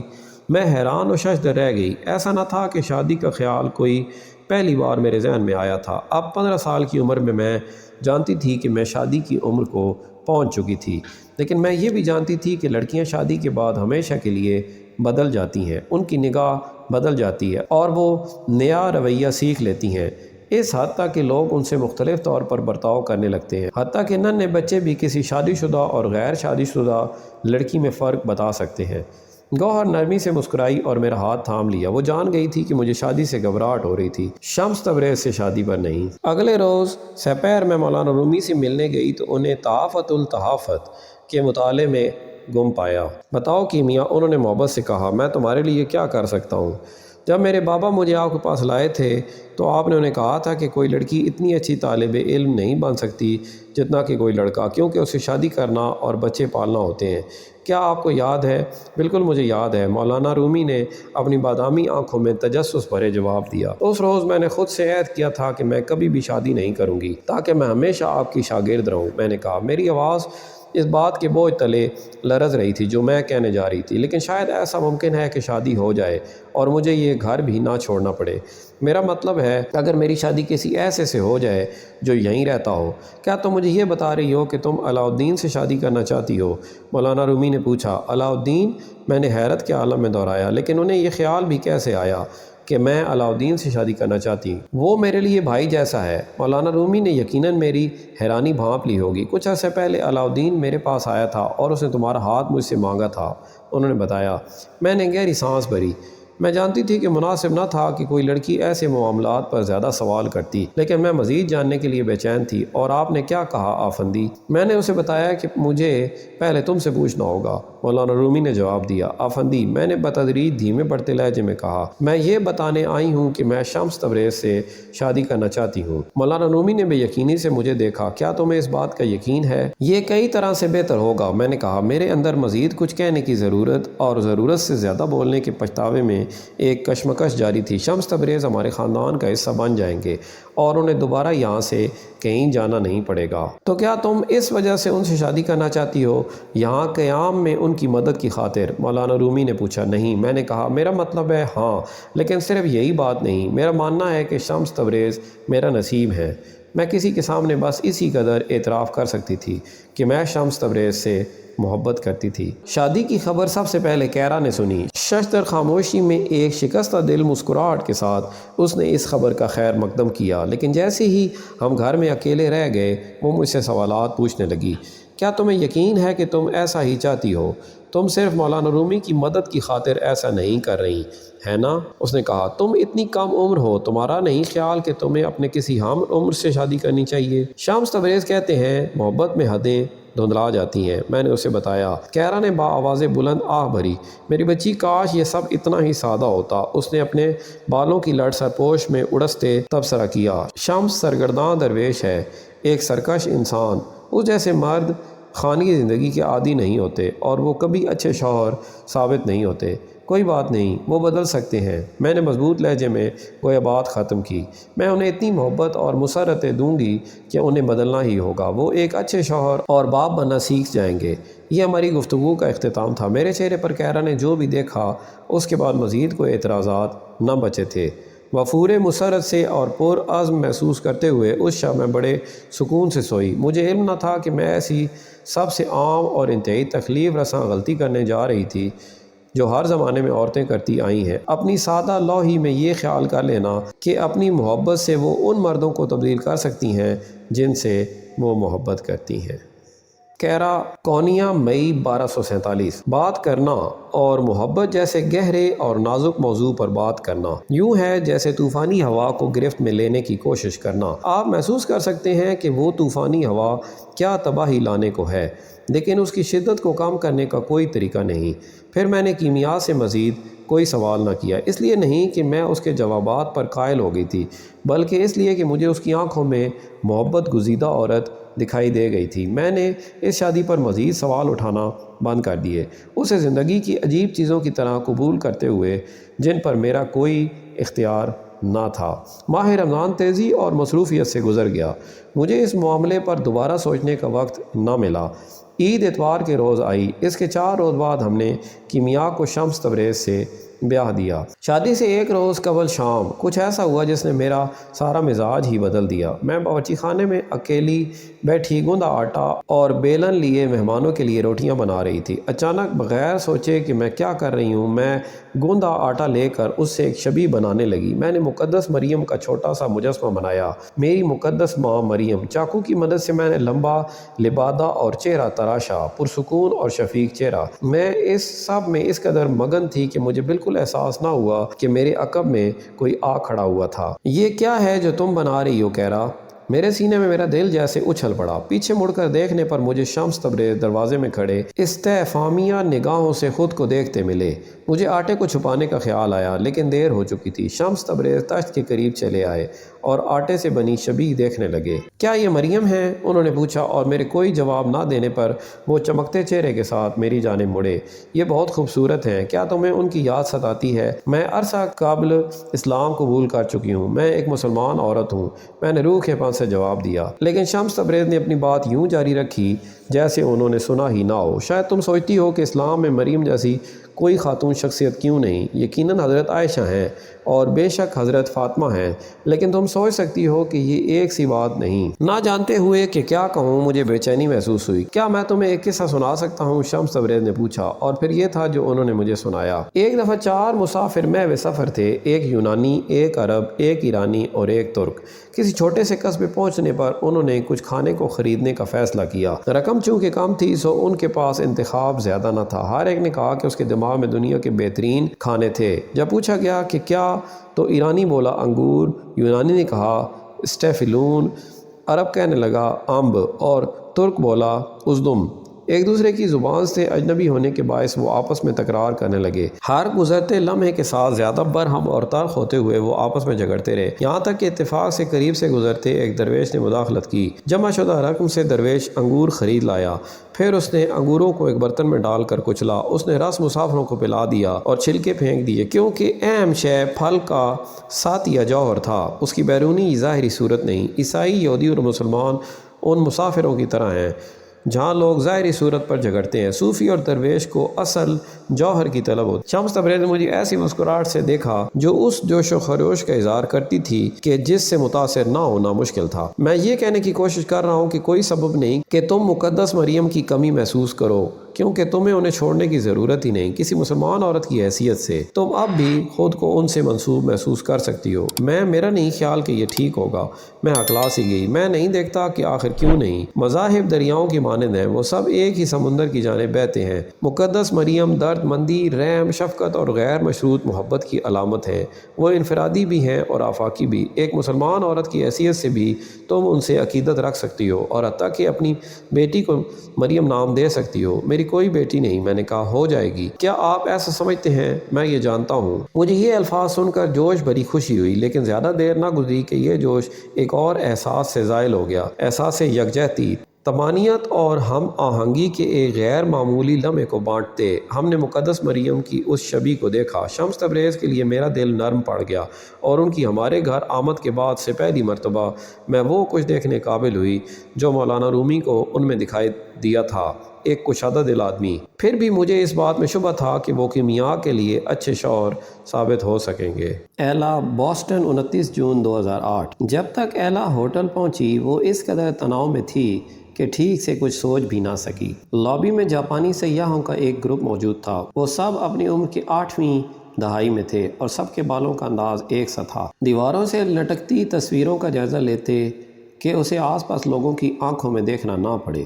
وہ لابی سے گزری، لیکن اس کے تجسس کو اس کی بزدلی کو ہرانے میں زیادہ دیر نہ لگی، اور جس لمحے اس کی نگاہ ملاقاتیوں کے گوشے کی طرف اٹھی اسے وہ خود کو دیکھتا ہوا نظر آیا۔ وہ خاکی قمیض اور کارڈرائے کا گہرے رنگ کا ٹراؤزر پہنے ہوئے تھا اور اس کی شیو 2 روز کی بڑھی ہوئی تھی، جو ایلا نے سوچا کہ اسے زیادہ پرکشش بنا رہی تھی۔ اس کے سرخی مائل بھورے گھنگریالے بال اس کی سبز آنکھوں میں پڑ رہے تھے، اسے بیک وقت با اعتماد اور شریر سا دکھاتے ہوئے لگتے تھے۔ دبلا پتلا کم وزن، وہ مہنگے سوٹوں میں ملبوس ڈیوڈ سے بہت مختلف دکھائی دیا۔ اس کا لہجہ دیہاتی سکاٹش تھا جو ایلا کو دلکش لگا۔ وہ اسے دیکھ کر حقیقت میں خوش اور پرجوش ہوتے ہوئے ہولے سے مسکرا دیا، اور ایلا خود اپنے آپ سے یہ بغیر پوچھے نہ رہ سکی کہ اس کے ساتھ کافی کا 1 کپ پینے میں حرج ہی کیا تھا۔ بعد میں ایلا کو یاد نہ رہا کہ کافی کا وہ 1 کپ کئی کپوں میں کیسے بدلا، یا یہ کہ ان کی گفتگو اتنی جلدی بے تکلف کیسی ہوئی، یا کیسے اس نے ایلا کا ہاتھ تھام کر اس کی انگلیوں کی پوروں کو بوسہ دیا، بالکل جیسے وہ یہ نہ بتا سکے گی کہ اس نے عزیز کو روکنے کو کچھ کیوں نہیں۔ کچھ دیر کے بعد کچھ بھی فرق پڑنا ختم ہو گیا، جب تک کہ وہ بولتا رہا اور وہ اچٹتی نگاہ سے اس کے رخسار پر ہونٹوں کے قریب پڑتے ڈمپل کو دیکھتے یہ سوچتی رہی کہ وہاں بوسہ دینا کیسا محسوس ہوگا۔ رات کے 11:30 بج رہے تھے۔ وہ ہوٹل میں ایسے شخص کے ساتھ تھی جس کے بارے میں وہ کچھ نہ جانتی تھی، ماں سوائے چند ای میلز اور فون کالز اور ایک ناول کے جو اس نے تحریر کیا تھا۔ سو تم یہاں اسمتھسونین میگزین کے کام کے سلسلے میں آئے ہو؟ ایلا نے پوچھا۔ دراصل میں یہاں تمہارے لیے آیا ہوں، عزیز نے جواب دیا۔ تمہارا خط پڑھنے کے بعد میں یہاں آ کر تم سے ملنا چاہتا تھا۔ اب بھی اس تیز شاہراہ پر باہر نکلنے کے تمام ممکنہ راستے کھلے تھے۔ ایک خاص لمحے تک یوں ظاہر کرنا ممکن تھا کہ سب بس دوستانہ تھا، ای میلز، فون کالز، تاکہ ان کی نگاہیں بھی قدرے فلرٹ بھری اور چنچل شاید، لیکن اس سے زیادہ کچھ نہ تھا۔ وہ لکیر کھینچ سکتی تھی، یعنی اس سے پہلے جب اس نے پوچھا، ایلا کیا تم میرے ہمراہ میرے کمرے میں چلنا پسند کرو گی؟ اگر وہ دونوں یہ کھیل رہے تھے تو تبھی تھا کہ وہ کھیل سنجیدہ ہو گیا۔ اس کے سوال نے سب کچھ بے حد حقیقی بنا دیا، یوں جیسے نقاب ہٹ گیا اور سچ پوریاں سچ جو شروع سے ہی موجود تھا اب ان کے چہروں کو دیکھ رہا تھا۔ ایلا کو اپنے پیٹ میں اینٹھن سی محسوس ہوئی، ایک اٹھتی ہوئی بے آرامی جسے اس نے گھبراہٹ کے طور پر پہچانا، مگر اس نے عزیز کی بات کو رد بھی نہ کیا۔ یہ اس کی زندگی کا انتہائی اضطراری فیصلہ تھا جو اس نے کبھی کیا، تاہم اسی لمحے اسے یہ بھی محسوس ہوا جیسے اس کے لیے فیصلہ پہلے ہی کر دیا گیا تھا، اسے اس فیصلے کو بس قبول کرنا تھا۔ کمرہ نمبر 608 سیاہ، سرخ سرمئی اور بھورے رنگوں میں بہت خوبی سے سجایا گیا تھا۔ وہ گرم اور کشادہ تھا۔ ایلا نے یاد کرنے کی کوشش کی کہ آخری بار وہ ہوٹل میں کب ٹھہری تھی۔ اپنے شوہر اور بچوں کے ہمراہ عرصہ پہلے مونٹریال کے ایک ٹرپ کی یاد اس کے ذہن میں ابھری۔ اس کے بعد وہ اپنی ہر تعطیلات روڈز آئی لینڈ پر اپنے گھر ہی گزارتے تھے۔ اس کے پاس ایسی جگہ قیام کی کوئی وجہ نہ تھی جہاں روزانہ تولیے بدلے جاتے اور ناشتہ دوسرے تیار کرتے تھے۔ ہوٹل کے کمرے میں قیام یوں تھا جیسے کسی دوسرے ملک میں ہونا، اور شاید وہ تھی بھی۔ اسے پہلے ہی ایسی سبک سی آزادی کا احساس ہوا جو کبھی صرف ایسے شہر میں محسوس ہوتا تھا جہاں ہر کوئی بالکل اجنبی ہو۔ لیکن کمرے میں داخل ہوتے ہی اس کی گھبراہٹ اود کر آئی۔ آرائش چاہے کتنی ہی خوش ذوق تھی اور کمرہ چاہے کتنا ہی کشادہ تھا، کنگ سائز بیڈ کمرے کے عین وسط میں تھا۔ اس کے برابر کھڑا ہونا اسے عجیب اور خطاوار سا لگا۔ وہ کسی نتیجے پر نہ پہنچتے اندرونی سوالات کی کشمکش کا شکار ہونے لگی۔ کیا اب وہ ہم وصل ہوں گے؟ ہونا چاہیے۔ اگر ایسا ہوا تو وہ یہاں سے واپسی پر اپنے شوہر سے نگاہ کیسے ملا پائے گی؟ لیکن ڈیوڈ کو تو اپنے بے شمار معاشقوں کے باوجود اس سے نظر ملانے میں کبھی کوئی مشکل نہیں پیش آئی، ہے نا؟ اور عزیز اس کے بدن کے بارے میں کیا سوچے گا؟ کیا ہو اگر وہ عزیز کو پسند نہ آئے؟ کیا اسے اس وقت اپنے بچوں کا نہیں سوچنا چاہیے؟ وہ سو گئے ہوں گے یا اس وقت جاگتے ہوئے ٹی وی دیکھ رہے ہوں گے۔ اگر انہیں معلوم ہوا کہ وہ کیا کرنے والی ہے تو کیا وہ اسے کبھی معاف کر پائیں گے؟ اس کی بے چینی محسوس کرتے عزیز نے اس کا ہاتھ تھاما اور اسے بیڈ سے دور ایک گوشے میں رکھی کرسی تک لے آیا۔ ہش، اس نے سرگوشی بھری، تمہارے دماغ میں خیالوں کا بڑا ہجوم ہے، بہت ساری آوازیں، شور۔ کاش ہم پہلے ملے ہوتے، ایلا نے خود کو کہتے سنا۔ زندگی میں کوئی جلدی یا تاخیر نہیں ہوتی، عزیز نے کہا، ہر کام اپنے وقت پر ہوتا ہے۔ کیا تمہیں واقعی اس بات کا یقین ہے؟ وہ مسکرایا اور بالوں کی لٹ اپنی آنکھوں سے پرے ہٹائی۔ پھر اس نے سوٹ کیس کھولا اور وہ غالیچہ نکالا جو اس نے گوئٹے مالا سے خریدا تھا، اور ایک چھوٹا ڈبہ جس میں فیروزی اور سرخ مونگیے کے پتیوں میں نقرئی رقصاں درویش کے موتیوں میں نقرئی رقصاں درویش والا ایک نیکلس تھا۔ ایلا نے عزیز کو وہ ہار اسے پہنانے دیا۔ جہاں جہاں اس کی انگلیوں نے اسے چھوا، اسے وہاں حدت محسوس ہوئی۔ کیا تم مجھ سے محبت کر سکتے ہو؟ اس نے پوچھا۔ میں تم سے پہلے ہی محبت کرتا ہوں، عزیز مسکرا دیا، لیکن تم مجھے جانتے تک نہیں۔ محبت کرنے کے لیے جاننے کی ضرورت نہیں۔ ایلا نے آہ بھری، یہ دیوانگی ہے۔ عزیز گھوم کر اس کے عقب میں آیا اور اس کے بالوں میں لگی پن کھینچ کر اس کے بال کھول دیے۔ پھر اس نے اسے نرمی سے بیڈ پر لٹا دیا، آہستگی سے، نرمی سے، اور بڑھتے دائروں کی صورت وہ اپنی ہتھیلیاں اس کے پیروں سے اس کے ٹخنوں اور وہاں سے اس کے پیٹ کی طرف لایا۔ اس تمام عرصے میں وہ زیر لب کچھ پڑھتا رہا جو ایلا کو کسی خفیہ قدیم منتر جیسا لگا۔ پھر اچانک وہ سمجھ گئی، وہ دعا مانگ رہا تھا۔ جب اس کے ہاتھ اس کے بدن کے ہر حصے کو چھو رہے تھے، اس کی آنکھیں سختی سے بند رہیں اور اس کے ہونٹ ایلا کے لیے دعا کرتے رہے۔ یہ اس کی زندگی کا سب سے بڑا روحانی تجربہ تھا، اور اگرچہ وہ اپنے لباس میں ملبوس رہی اور عزیز بھی، وہ ایسا ہیجان خیز ترین احساس تھا جو اس نے کبھی محسوس کیا۔ یکدم اسے اپنے ہتھیلیوں، اپنی کونیوں، اپنے شانوں، اپنے سارے بدن میں ایک عجیب توانائی کے ساتھ سنسنی دوڑتی محسوس ہوئی۔ وہ ایک بے پناہ چاہت کے غلبے تلے تھی، یوں جیسے وہ گرم لہر در لہر پانیوں پر تیر رہی ہو، جہاں وہ بس اتنا کر سکتی تھی کہ سر جھکا دے اور مسکرا دے۔ اسے عزیز کے گرد کوئی زندہ موجودگی محسوس ہوئی، اور پھر اپنے گرد، یوں جیسے وہ دونوں کسی روشنی میں نہا گئے ہوں۔ اب اس نے بھی اپنی آنکھیں بند کر لیں، وہ جیسے بغیر کسی سہارے کے کسی سرکش دریا کے تیز بہاؤ میں تیر رہی تھی۔ اس کے آخر میں کوئی آبشار ہو سکتی تھی، وہ بس اتنا جانتی تھی، لیکن چاہے وہ روک بھی سکتی، اسے یقین نہ تھا کہ وہ رکنا چاہتی بھی تھی یا نہیں۔ عزیز کے لمس پر ایلا کو اپنے بدن میں حدت جاگتی محسوس ہوئی۔ اسے اپنے جسم کے متعلق عدم تحفظ سا محسوس ہوا۔ اس کا بدن جو 3 بچوں کی پیدائش کے بعد ان برسوں میں پہلے جیسا نہ رہا تھا، لیکن یہ اضطراب آیا اور گزر گیا۔ خوش طبع اور خود کو تقریباً محفوظ محسوس کرتے ہوئے اس پر مسرت کا احساس چھا گیا، اور اسی طرح اسے ادراک ہوا کہ وہ اس آدمی سے محبت کر سکتی تھی، وہ اسے بے پناہ محبت کر سکتی تھی۔ اسی کیفیت میں اس نے عزیز کے گرد اپنی باہیں ڈال دیں اور اسے اپنی جانب کھینچا، لیکن عزیز نے یکدم اپنی آنکھیں کھولیں، ایلا کی ناک پر بوسہ دیا اور پیچھے ہٹ گیا۔ تم مجھے چاہتے نہیں؟ اپنی آواز کی کمزوری پر حیرت زدہ ایلا نے پوچھا۔ میں ایسا کچھ نہیں کرنا چاہتا جو بعد میں تمہیں ناخوش کر دے۔ اس کے باوجود اس کے وجود کے نصف حصے نے رونا چاہا اور باقی نصف حصہ مسرور ہو گیا۔ ایک عجیب سی ہلکی پھلکی سی کیفیت نے اسے گرفت میں لے لیا۔ وہ بالکل الجھی ہوئی تھی، لیکن اسے حیرت تھی کہ اسے یوں الجھنا بھی ٹھیک محسوس ہوا۔ رات کے 1:30 بجے ایلا نے بوسٹن میں اپنے اپارٹمنٹ کا دروازہ کھولا۔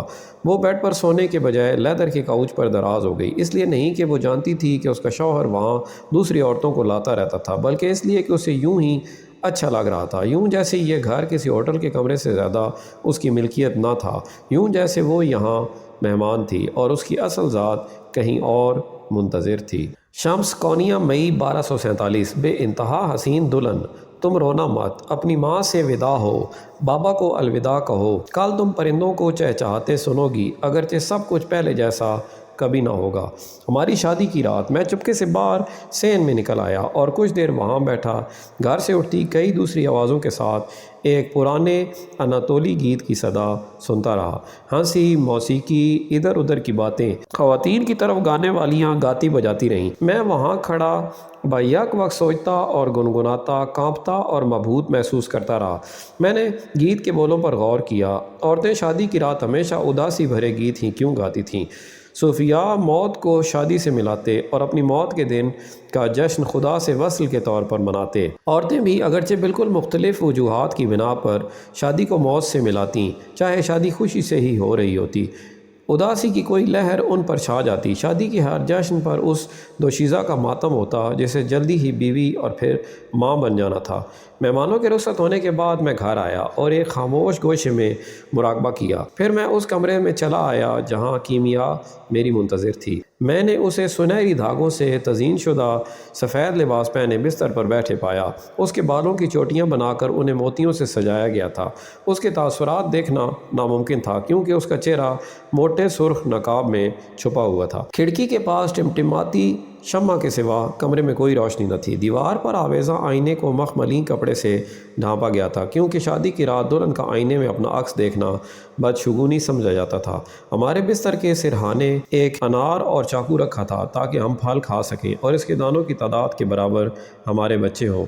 کیرا نے مجھے مقامی رسوم کے بارے میں بتایا تھا۔ یہ یاد دلایا تھا کہ مجھے دلہن کا نقاب اٹھاتے وقت اسے طلائی سکوں کا ہار تحفے میں دینا تھا، لیکن میرے پاس زندگی میں طلائی سکے کبھی بھی نہ رہے تھے اور میں اپنی دلہن کا استقبال کسی سے سکے لے کر نہیں کرنا چاہتا تھا۔ اس لیے کیمیا کا نقاب اٹھاتے ہوئے میں نے اسے کچھوے کے خول سے بنا کنگا پیش کیا اور اسے بوسہ دیا۔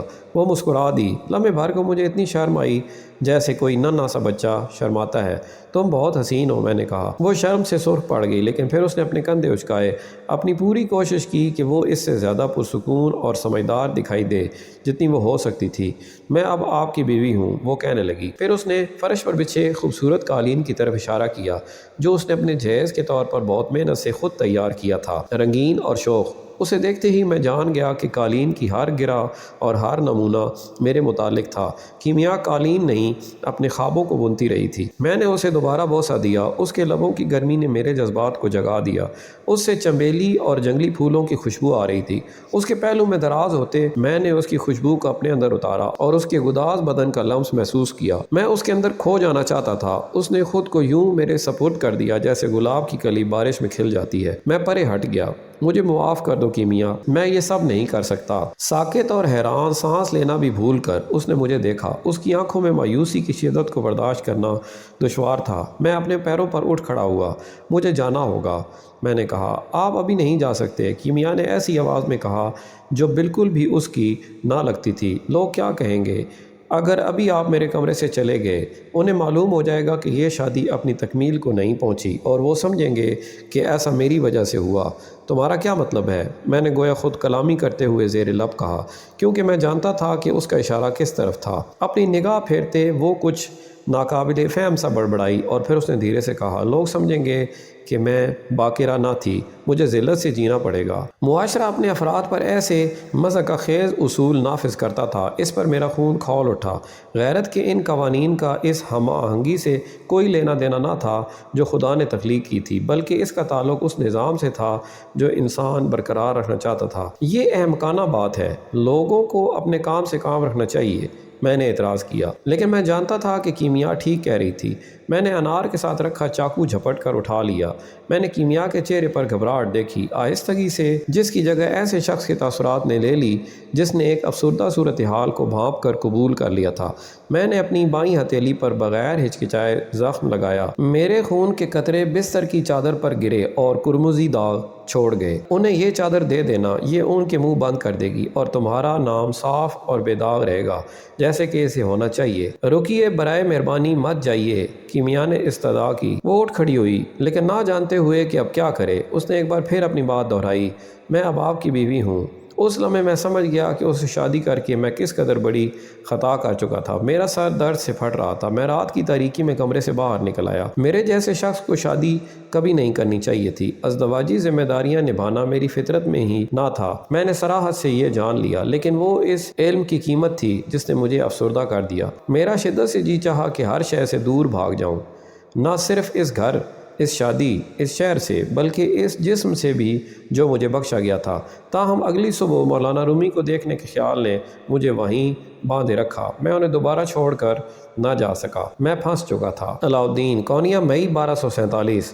بالجبر ایسا فیصلہ کر کے بھی میں خاموش رہا، اگرچہ میں جانتا تھا بعد میں مجھے اس پر تاسف ہوگا۔ میں نے کھل کر اس شادی پر کوئی اعتراض نہ کیا، لیکن جس روز کیمیا کی شادی شمس تبریز سے ہونا تھی، میں ایسے شدید درد کے ساتھ نیند سے بیدار ہوا جو میں نے پہلے کبھی محسوس نہ کیا تھا۔ میں بستر پر اٹھ بیٹھا اور کسی ڈوبتے شخص کی طرح ہانپنے لگا، اور پھر اپنی خود ترسی پر اپنے آپ سے خفا ہو کر میں نے بار بار اپنے چہرے پر تماچے رسید کیے۔ ایک گھٹی ہوئی سانس میرے ہونٹوں سے آزاد ہوئی، اور یہی وہ آواز تھی جس پر مجھے ادراک ہوا کہ میں اب اپنے والد کا بیٹا نہ رہا تھا۔ میری کوئی ماں نہ تھی، نہ کوئی باپ، نہ کوئی بھائی، اور کوئی کیمیا نہیں۔ میں اس دنیا میں بالکل تنہا تھا۔ میرے دل میں اپنے والد کا جو احترام بچا تھا رات بھر میں، وہ بھی ختم ہو گیا۔ کیمیا ان کے لیے بیٹی جیسی تھی۔ میرا خیال تھا کہ انہیں اس کی پرواہ ہوگی، لیکن بظاہر جس شخص کی انہیں پرواہ تھی وہ تھا شمس تبریز۔ وہ کیمیا کی شادی اس جیسے شخص سے کیسے کر سکتے ہیں؟ کوئی بھی دیکھ سکتا تھا کہ شمس بہت برا شوہر ثابت ہوتا۔ میں نے جتنا اس بارے میں سوچا اتنا ہی واضح ہوتا گیا کہ صرف شمس تبریز کو تحفظ دینے کی خاطر میرے والد نے کیمیا کی خوشی قربان کر دی، اور اس کے ساتھ میری بھی۔ میں نے سارا دن شادی کی تیاریاں دیکھتے ہوئے انہی سوچوں میں الجھتے ہوئے گزارا۔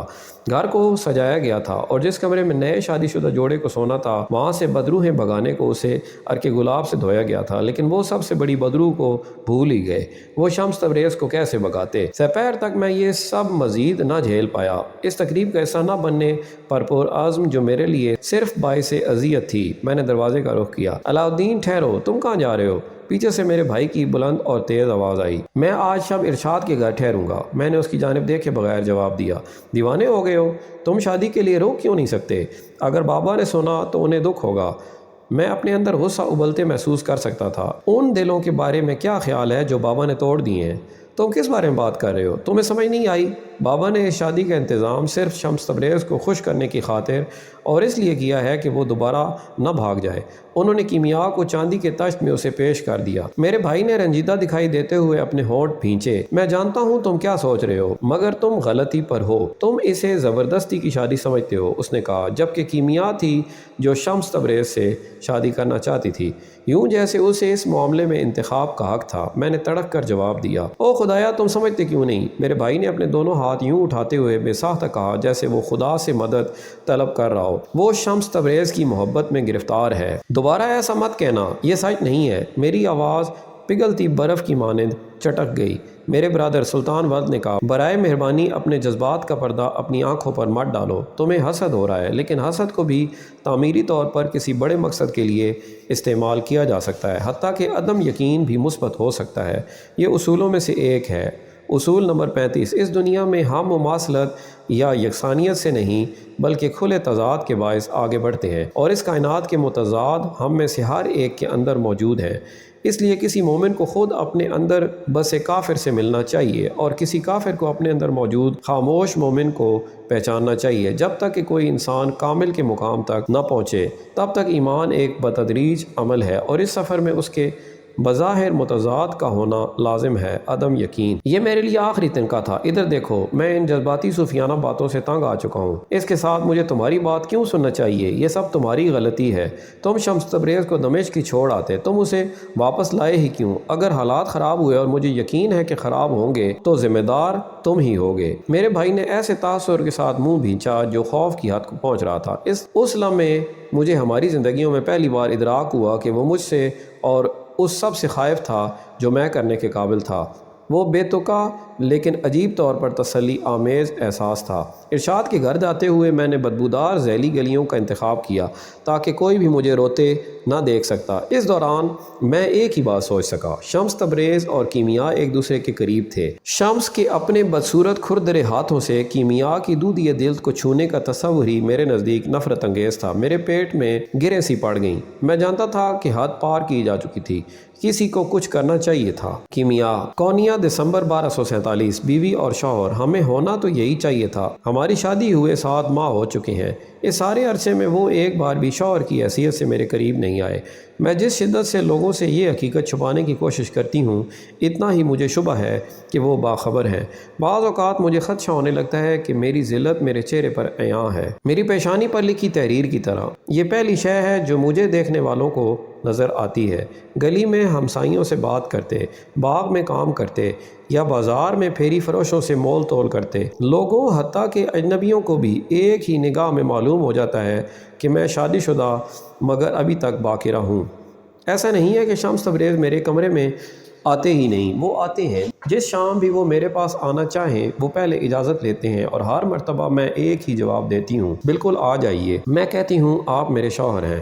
پھر سارا دن میں اپنی سانس روکے یہ امید اور دعا کرتے ان کی منتظر رہتی ہوں کہ اس بار ہماری تکمیل ہو جائے، لیکن جب وہ بالآخر میرے دروازے پر دستک دیتے تو وہ بس بیٹھ کر باتیں ہی کرنا چاہتے ہیں۔ ساتھ بیٹھ کر کتابیں پڑھنا بھی انہیں پسند ہے۔ ہم نے لیلا و مجنو، فراد و شیریں، یوسف، زلیخا، گلاب و عندلیب، ان عشاق کی داستانیں پڑھیں جنہوں نے باوجود ناموافق حالات کے ایک دوسرے سے محبت کی۔ ان داستانوں کے مرکزی کرداروں کی مضبوطی اور عزم کے باوجود مجھے یہ کہانیاں مایوس کن لگیں، شاید اس لیے کہ اپنے اندر گہرائی میں یہ بات جانتی تھی کہ میں ایسی محبت کا ذائقہ کبھی نہ چکھ پاؤں گی۔ جب کتابوں کا مطالعہ نہ کرتے تو شمس تبریز سرگرداں یا کلندری صوفیوں کے 40 اصولوں کی باتیں کرتے، مذہب عشق کے بنیادی اصول۔ ایک بار جب وہ کسی اصول کی وضاحت کر رہے تھے، انہوں نے اپنا سر میری آغوش میں رکھ دیا۔ انہوں نے آہستگی سے اپنی آنکھیں موند لیں اور ان کی آواز دھیمی ہو کر سرگوشی میں ڈل گئی۔ وہ سو گئے۔ میری انگلیاں ان کے لمبے بالوں کو سہلانے لگیں اور میرے لبوں نے ان کی پیشانی پر بوسہ دیا۔ وہ لمحہ لگتا تھا جیسے ابد تک پھیل گیا۔ پھر انہوں نے اپنی آنکھیں کھولیں، مجھے اپنی طرف جھکاتے انہوں نے نرمی سے مجھے بوسہ دیا۔ وہ ہمارے درمیان فرحت بخش ترین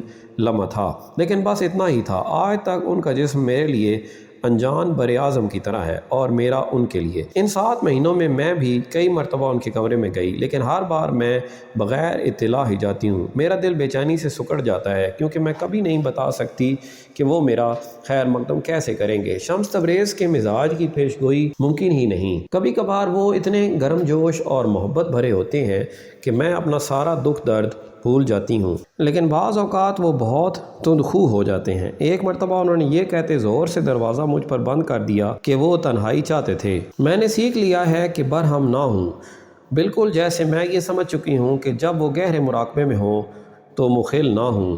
شادی کے بعد کئی مہینے میں نے دوسروں سے زیادہ اپنے سامنے دکھاوا کیا کہ میں مطمئن تھی۔ میں نے خود کو مجبور کیا کہ میں شمس تبریز کو شوہر کے سوا کچھ بھی سمجھوں، دوست، ساتھی، معلم، رفیق، حتیٰ کہ بیٹا بھی۔ دن کے مطابق، ان کے مزاج کے مطابق میں انہیں ایک یا دوسرا کردار دیتی اور اپنے تخیل میں انہیں مختلف لباس اور روپ دیتی، اور کچھ عرصہ تو اس سے فائدہ ہوا بھی۔ کسی توقع کے بغیر میں ان سے گفتگو کی منتظر رہنے لگی۔ مجھے بے حد مسرت ہوتی کہ جب وہ میرے خیالات کی تعریف کرتے اور مزید تخلیقی پن سے سوچنے کی میری کوشش کی حوصلہ افزائی کرتے۔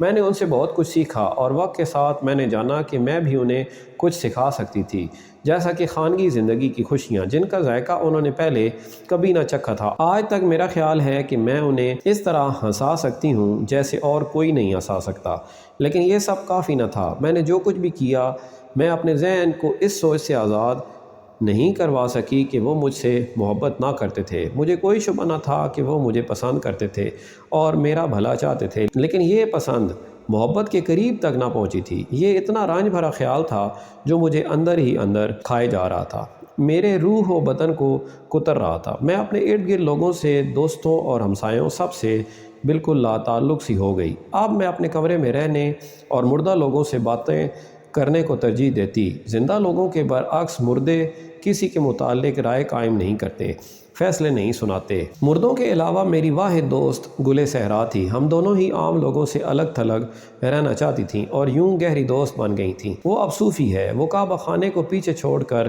خلوت گزین ہو چکی ہے۔ ایک مرتبہ میں نے اسے بتایا تھا کہ اس کے حوصلے اور عزم کے ساتھ ایک نئی زندگی شروع کرنے پر مجھے اس پر رشک آتا تھا۔ اس نے اپنا سار ہلایا اور کہنے لگی، لیکن میں نے زندگی نئے سرے سے شروع نہیں کی، میں نے بس یہ کیا کہ موت سے پہلے مر گئی۔ آج بالکل مختلف وجہ کی بنا پر میں گل صحرا سے ملنے گئی۔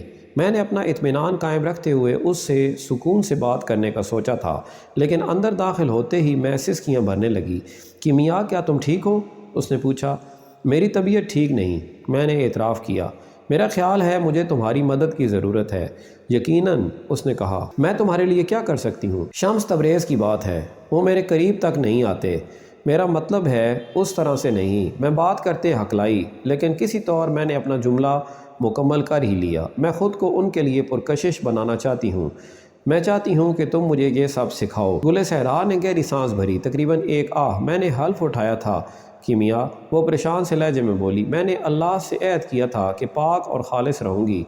اور کبھی اس بارے میں سوچوں گی بھی نہیں کہ کوئی عورت کسی مرد کو کیسے خوش کر سکتی ہے۔ لیکن تم اپنا عہد نہیں توڑو گی، تم تو صرف میری مدد ہی کرو گی۔ میں نے التجا کی۔ وہ میں ہوں جسے یہ سیکھنا ہے کہ شمس تبریز کو کیسے خوش کروں۔ شمس تبریز صاحب بصیرت شخص ہیں، گل صحرا نے اپنی آواز دھیمی کرتے ہوئے کہا، یوں جیسے وہ خائف ہو کہ کوئی اور سن نہ لے۔ میں نہیں سمجھتی کہ ان تک پہنچنے کا یہ طریقہ صحیح ہے، مگر وہ ایک مرد بھی تو ہیں، ہے نا؟ میں نے دلیل دی۔ کیا تمام مرد آدم کے بیٹے اور اپنی جبلت سے مجبور نہیں؟ صاحب بصیرت ہوں یا نہ ہوں، ہم سب کو جسم تو بخشا ہی گیا ہے، حتیٰ کہ شمس تبریز کا بھی ایک جسم ہے نا؟ ہاں لیکن گل صحرا نے اپنی تسبیح تھام لی اور دانے گرانے لگی۔ اس کا سر تفکر کے عالم میں ایک طرف کو ذرا جھکا ہوا تھا۔ او خدا را، میں نے استدعا کی، صرف تم ہی ہو جسے میں شریک راز کر سکتی ہوں۔ 7 مہینے ہو چکے ہیں، ہر صبح میں اپنے سینے پر ایک سا بوجھ لیے بیدار ہوتی ہوں، ہر شب میں روتے روتے سوتی ہوں۔ میں اس طرح نہیں جی سکتی، مجھے اپنے شوہر کو اپنی طرف متوجہ کرنا ہے۔ گل صحرا نے کچھ نہ کہا۔ میں نے اپنا سرپوش اتارا، اس کا سر تھاما اور اسے اپنی جانب دیکھنے پر مجبور کیا۔ میں نے کہا، مجھے سچ بتاؤ، کیا میں اس قدر بدصورت ہوں؟ بالکل نہیں کیمیا، تم ایک حسین لڑکی ہو۔ پھر میری مدد کرو، مجھے مرد کے دل میں اترنے کا طریقہ سکھاؤ۔ میں نے اصرار کیا۔ مرد کے دل کا راستہ کبھی کبھار عورت کو خود اس سے دور لے جاتا ہے میری پیاری۔ گل صحرا نے بدشگونی کی۔ مجھے پرواہ نہیں، میں نے کہا، یہ جہاں بھی لے جائے میں جانے کو تیار ہوں۔ طوائف گل صحرا، کونیا، دسمبر 1247۔ بہتے آنسوؤں میں وہ مدد کے لیے التجا کرتی رہی۔ اس کا چہرہ سوج گیا اور ہانپتے ہوئے اس کا سینہ اوپر نیچے ہوتا رہا، یہاں تک کہ میں نے اسے بتایا کہ میں اس کی مدد کو تیار تھی۔ اسے تسلی دیتے ہوئے بھی اپنے دل میں جانتی تھی کہ یہ سب بے فائدہ تھا۔ میں جانتی تھی کہ مجھے اس کے مطالبوں کے سامنے ہارنا نہیں چاہیے تھا۔ ابھی بھی میں حیران ہوں کہ میں اس متوقع المیوں کو سمجھ کیوں نہ پائی۔ احساس جرم میں گھری میں بار بار خود سے پوچھتی ہوں، میں اتنی سادہ لو کیسے ہو سکتی تھی، اور کیوں کر میں نے نہیں دیکھا کہ حالات ایسا دردناک موڑ لے سکتے ہیں۔ لیکن جس روز وہ مدد مانگنے میرے پاس آئی تھی، کوئی صورت نہ تھی کہ میں اسے خالی ہاتھ لوٹا دیتی۔ مجھے سکھاؤ برائے مہربانی، اس نے مجھ سے التجا کی۔ وہ ہاتھ اپنی گود میں رکھے بیٹھی تھی، اس تمیزدار لڑکی کی طرح جیسے اس کی پرورش کی گئی تھی۔ اس کا لہجہ ایسا تھا جیسے اس کے پاس امید کی کوئی وجہ نہ رہی ہو، اور پھر بھی وہ پر امید ہو۔ اس میں کیا برائی ہو سکتی تھی؟ میرا دل اس کی محبت میں ڈگمگایا اور میں نے سوچا، خدارا وہ جسے لبانا چاہتی تھی وہ اس کا شوہر ہی تو تھا، کوئی اجنبی نہیں۔ اس کا صرف ایک مقصد تھا، محبت۔ بھلا اس کا نتیجہ غلط کیسے نکل سکتا تھا؟ اس کا عشق پرشدت ہو سکتا ہے لیکن جائز و حلال تھا، ہے نا؟ حلال عشق۔ مجھے اپنے اندر کہیں کوئی جال محسوس تو ہوا، لیکن چونکہ یہ سارا معاملہ خدا ہی کا تھا، مجھے اس میں کوئی برائی نظر نہ آئی۔ یوں میں نے کیمیا کی مدد کا فیصلہ کیا۔ یہ دیہاتی لڑکی جس کے نزدیک سجنا سنورنا بس یہ تھا کہ ہاتھوں پر حنا لگا لی۔ میں نے اسے سکھایا کہ خود کو مزید پرکشش اور خوبصورت کیسے بنایا جائے۔ وہ بہت ذہین طالبہ تھی، سیکھنے کی شوقین۔ میں نے اسے سکھایا کہ خوشبودار غسل کرے، خوشبودار تیل اور روغن سے جلد کو نرم و نازک بنائے، اور شہد اور دودھ کا لیپ کرے۔ بالوں کی چوٹیوں میں گوندنے کو عنبرین موتی اسے دیے تاکہ اس کے بال دیرپا شیریں خوشبو میں بسے رہے۔ استخدوس، لیونڈر، بابونا، اکلیل کوہستانی، جنگلی پودینہ، سوسن، مروہ اور زیتون کا تیل۔ میں نے اسے ان سب کا استعمال سمجھایا اور بتایا کہ رات کو کون سی لوبان سلگائے۔ پھر میں نے اسے اپنے دانتوں کو سفید کرنا، ہاتھوں اور پیروں کے ناخنوں کو حنا سے رنگنا، آنکھوں میں اور بھووں پر کاجل لگانا، ہونٹوں اور رخساروں کو سرخ کرنا سکھایا۔ میں نے بتایا کہ کیسے وہ اپنے بالوں کو ریشمی اور چمکدار بنائے اور اپنے بدن کی گداز دلکشی کو بڑھانے کو کیا کرے۔ ہم ساتھ بازار کی ایک دکان پر گئے جسے میں اپنے ماضی کے حوالے سے جانتی تھی۔ وہاں سے ہم نے ایسے ریشمی لباس اور ریشمی زیرین لباس خریدے جنہیں اس نے پہلے کبھی دیکھا نہ ہی چھوا تھا۔ پھر میں نے اسے مرد کے سامنے رقص کرنا اور اس جسم کو استعمال کرنا سکھایا جو خدا کی عطا تھا۔ 2 ہفتوں کی محنت کے بعد وہ تیار تھی۔ اس سے پہر میں نے کیمیا کو شمس تبریز کے لیے یوں تیار کیا جیسے کوئی گڈریا قربانی کی بھیڑ تیار کرتا ہے۔ پہلے اس نے گرم پانی سے غسل کیا، اپنی جلد کو صابن سے رگڑا اور اپنے بالوں میں خوشبودار تیل ڈالا۔ پھر میں نے اسے وہ لباس پہننے میں مدد دی جو کوئی عورت صرف اپنے شوہر کے لیے ہی پہن سکتی تھی، اور اس کے لیے بھی زندگی میں صرف 1 یا 2 بار ہی۔ میں نے اس کے لیے سرخ لبادے اور سنبل کے پھولوں سے سجے ایسے گلابی پہرہن کا انتخاب کیا جس میں اس کا بدن نمایاں ہوتا۔ آخر میں نے اس کے چہرے پر روغن لگایا، اس کے ماتھے پر میں نے موتیوں کا جھومر سجایا۔ وہ اس قدر حسین دکھائی دے رہی تھی کہ میں اس سے اپنی نظریں نہ ہٹا پائی۔ اس سب تیاری کے بعد کیمیا مزید کوئی ناتجربہ کار شرمیلی لڑکی دکھائی نہ دے رہی تھی، بلکہ آتش عشق میں فروزاں کوئی عورت نظر آتی تھی، ایسی عورت جو اپنے محبوب کی خاطر کوئی بھی بے باک قدم اٹھانے کو تیار ہو اور اگر ضروری ہو تو ہر قیمت چکانے کو تیار ہو۔ اس کا جائزہ لیتے ہوئے مجھے قرآن پاک کی زلیخا اور حضرت یوسف سے متعلق آیات یاد آ گئیں۔ کیمیا کی طرح زلیخا بھی ایسے شخص کی چاہت میں گرفتار ہو گئی تھی جو اس کی تحریک کا کوئی جواب نہ دیتا تھا۔ جب شہر کی عورتوں نے اس کے خلاف افواہیں پھیلانا شروع کیں تو زلیخا نے ان سب کو دعوت پر مدعو کیا اور اس نے پھل تراشنے کو ہر ایک کو ایک ایک چھری دی اور یوسف علیہ السلام سے کہا کہ ان کے سامنے آؤ۔ جب عورتوں نے ان کو دیکھا تو ان کا رعب حسن ان پر ایسا چھا گیا کہ پھل تراشتے ہوئے اپنے اپنے ہاتھ کاٹ لیے اور بے ساختہ بول اٹھیں، اللہ پاک ہے، یہ کوئی بشر نہیں، یہ تو کوئی بزرگ فرشتہ ہے۔ سورہ یوسف آیت نمبر 31۔ حضرت یوسف علیہ السلام کے لیے ایسی چاہت پر کون زلیخا کو الزام دے سکتا تھا؟ میں کیسی لگ رہی ہوں؟ دروازے سے باہر قدم رکھنے کو تیار کیمیا نے اپنے چہرے پر نقاب ڈالنے سے پہلے بےتابی سے پوچھا۔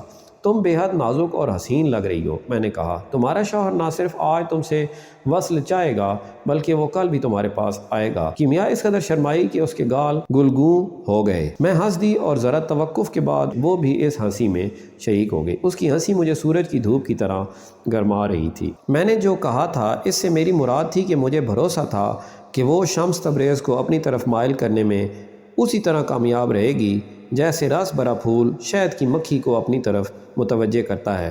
تاہم اس کے دروازے کھولنے سے پہلے جب میری نگاہیں اس سے ملیں تو میں نے اس کی نگاہوں میں بے یقینی کا شائبہ پایا۔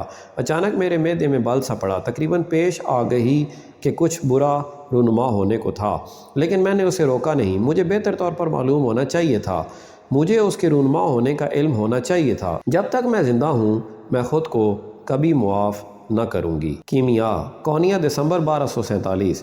بے باک، تند و تیز اور ذہین شمس تبریز محبت کے بارے میں بہت کچھ جانتے ہیں، لیکن ایک شے ہے جس سے وہ بالکل ناواقف ہیں، یک طرفہ محبت کا کرب۔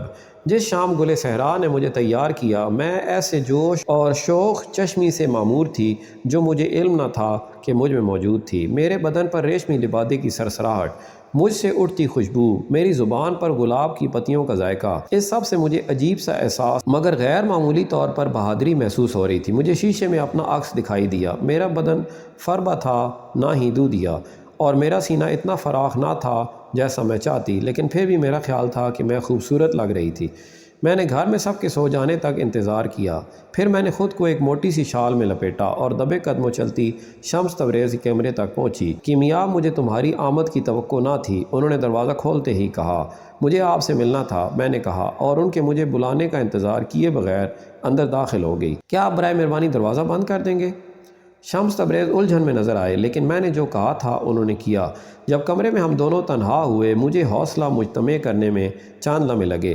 میں نے ان کی جانب پشت کی اور پھر ایک جھٹکے سے میں نے اپنی شال اتار دی اور لبادہ ہٹایا۔ تقریباً فوراً ہی مجھے اپنے شوہر کی حیران نگاہوں کا بوجھ اپنی پشت پر گردن سے پیروں تک محسوس ہوا۔ جہاں کہیں ان کی نگاہ نے مجھے چھوا مجھے حدت محسوس ہوئی، لیکن وہ حدت چاہے وہ حقیقت تھی یا اپنے ہیجان میں میرا تصور، اس کی جگہ تیزی سے اس سرد خاموشی نے لے لی جو کمرے میں اتر آئی تھی۔ اندیشے کے عالم میں اپنے دھڑکتے ہوئے سینے کے ساتھ شمس تبریز کے سامنے جنت کی ترغیب انگیز حوروں کی طرح کھڑی تھی۔ اس بوجھل خاموشی میں ہم باہر شہر سے گزرتی غضبناک ہوا کی سنسناہٹ کو سنتے کھڑے رہے۔ تمہارا کیا خیال ہے کہ تم کیا کر رہی ہو؟ انہوں نے سرد مہری سے پوچھا۔ بولنے کے لیے مجھے خاصی کاوش کرنی پڑی، لیکن میں یہ کہنے میں کامیاب رہی، میں آپ کو چاہتی ہوں۔ شمس تبریز نے میرے گرد نیم دائرے میں چکر کاٹا اور مجھے اپنی آنکھوں میں دیکھنے پر مجبور کرتے ہوئے میرے عین سامنے آ کھڑے ہوئے۔ میرے گھٹنے جواب دے گئے، لیکن میں نے جنبش تک نہ کی۔ اس کے بجائے میں نے ایک قدم ان کی جانب بڑھایا اور دھیرے سے ان کے ساتھ لگ گئی اور اپنے بدن کی گرمی انہیں پیش کرتے ہوئے بالکل جیسے گل صحرا نے مجھے سکھایا تھا میں نے ان کو سہلایا اور محبت بھرے نرم الفاظ کہے۔ ان کی مضبوط پشت پر ہاتھ پھیرتے میں نے ان کی خوشبو کو اپنے اندر اتارا، یوں جیسے انہوں نے جلتے چولہے کو چھو لیا ہو۔ ہو۔ شمس تبریز ایک جھٹکے سے پیچھے ہٹ گئے۔ تم سمجھتی ہو کہ تم مجھے چاہتی ہو، لیکن تم صرف اپنی زخمی انا کی ناز برداری چاہتی ہو۔ میں نے اپنی باہیں ان کی گردن میں حمائل کیں اور انہیں بوسہ دیا، بالکل جیسے گل صحرا نے مجھے بتایا تھا۔ ان کے ہونٹوں کا ذائقہ سیاہ بیروں جیسا تھا، ترش و شیریں، لیکن جیسے ہی میں نے خیال کیا کہ مسرت کی کسی لہر نے ہمیں باہم جوڑ دیا تھا، شمس نے مجھے روک کر پرے دھکیل دیا۔ میں تم سے نا امید ہو گیا ہوں کیمیا، شمس تبریز نے کہا۔ اب کیا تم برائے مہربانی میرے کمرے سے جا سکتی ہو؟ ان کے الفاظ جس قدر بھی تلخ تھے، ان کے چہرے سے کسی احساس کی پرچھائی تک نہ گزری، کوئی غصہ نہ ہی کوئی ہلکی سی جھنجھلاہٹ، اور میں بتا نہ سکی کہ مجھے کس بات سے زیادہ دکھ پہنچا تھا، ان کے الفاظ کی چبھن سے یا پھر ان کے چہرے کی تاریکی سے۔ مجھے اپنی زندگی میں اتنی ذلت کبھی محسوس نہ ہوئی تھی۔ اپنا لبادہ اٹھانے میں جھکی، لیکن میرے ہاتھ اتنی شدت سے کانپ رہے تھے کہ اس کا نازک کپڑا میرے ہاتھ سے پھسل گیا۔ اس کے بجائے میں نے اپنی شال اٹھا کر اپنے گرد لپیٹ لی، سسکیاں بھرتے ہانپتے اور اب بھی نیم اریاں۔ میں کمرے سے باہر اور ان سے دور بھاگی، ان کی محبت سے دور، جو اب میں جان گئی کہ صرف میرے تخیل میں موجود تھی۔ میں نے شمس تبریز کو دوبارہ کبھی نہ دیکھا۔ اس روز کے بعد میں اپنے کمرے سے کبھی باہر نہ نکلی۔ میں سارا وقت بستر پر لیٹے گزارتی۔ توانائی اور ہمت سے بڑھ کر مجھ میں باہر نکلنے کی خواہش ہی نہ تھی۔ ایک ہفتہ گزرا، پھر دوسرا، اور پھر میں نے دنوں کا شمار ہی چھوڑ دیا۔ میرے جسم سے ساری طاقت جیسے نچڑ گئی تھی۔ رفتہ رفتہ مائل بازوال، صرف میری ہتھیلیاں زندہ محسوس ہوتی تھیں۔ انہیں شمس تبریز کے ہاتھوں کا لمس اور ان کی جلد کی حدت یاد تھی۔ مجھے کبھی علم نہ تھا کہ موت کی کوئی مخصوص مہک تھی، ایک تیز بو ادرک کے اچار اور شاہ بلود کے پتوں جیسی، لیکن ضروری نہیں کہ بری۔ میں اس سے تبھی واقف ہوئی جب یہ مجھے کسی گہری نم دھند میں لپیٹے ہوئے میرے کمرے میں تیرنے لگی۔ مجھے تیز بخار رہنے لگا، میری کیفیت ہذیانی ہو گئی، لوگ مجھے دیکھنے آنے لگے، ہمسائیاں اور سہیلیاں۔ کیرا میرے بستر کے سرانے اپنی سوجی آنکھوں اور راکھ سی رنگت کا چہرہ لیے بیٹھی رہتی، دوسری جانب گوہر اپنی نرم مسکراہٹ لیے بیٹھی ہوتی۔ خدا اس کافر کو جہنم واصل کرے، صفیہ نے کہا۔ یہ بیچاری لڑکی اپنی دل شکنی کے باعث بیمار پڑ گئی ہے، سب اس کی وجہ سے ہوا۔ میں نے بولنے کی صحیح کی، لیکن میرے حلق سے کوئی آواز نہ نکلی۔ تم ایسا کچھ کیسے کہہ سکتی ہو؟ کیا وہ خدا ہے؟ کیرا نے مدد کرنے کی کوشش کرتے ہوئے کہا۔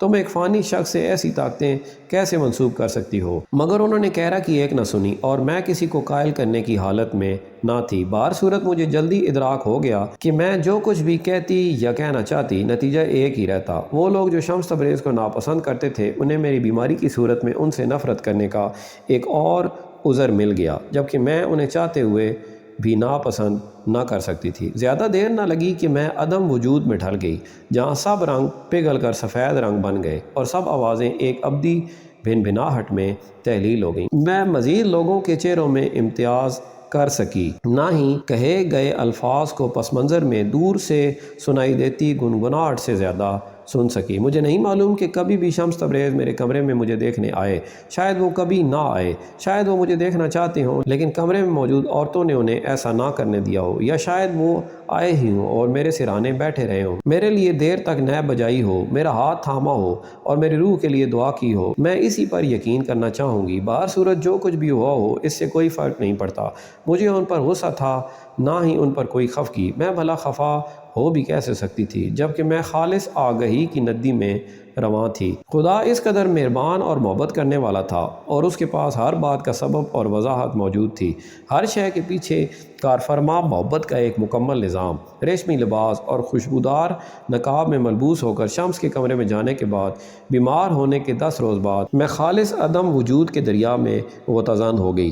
وہاں جی بھر کر میں تیرتی رہی، آخرکار یہ جانتے ہوئے کہ قرآن پاک کا گہرا ترین مطالعہ کیسا محسوس ہوتا ہوگا، لامتناہی بحر میں ایک قطرہ، اور یہی بہتے پانی تھے جو مجھے بہا کر زندگی سے موت کی جانب لے گئے۔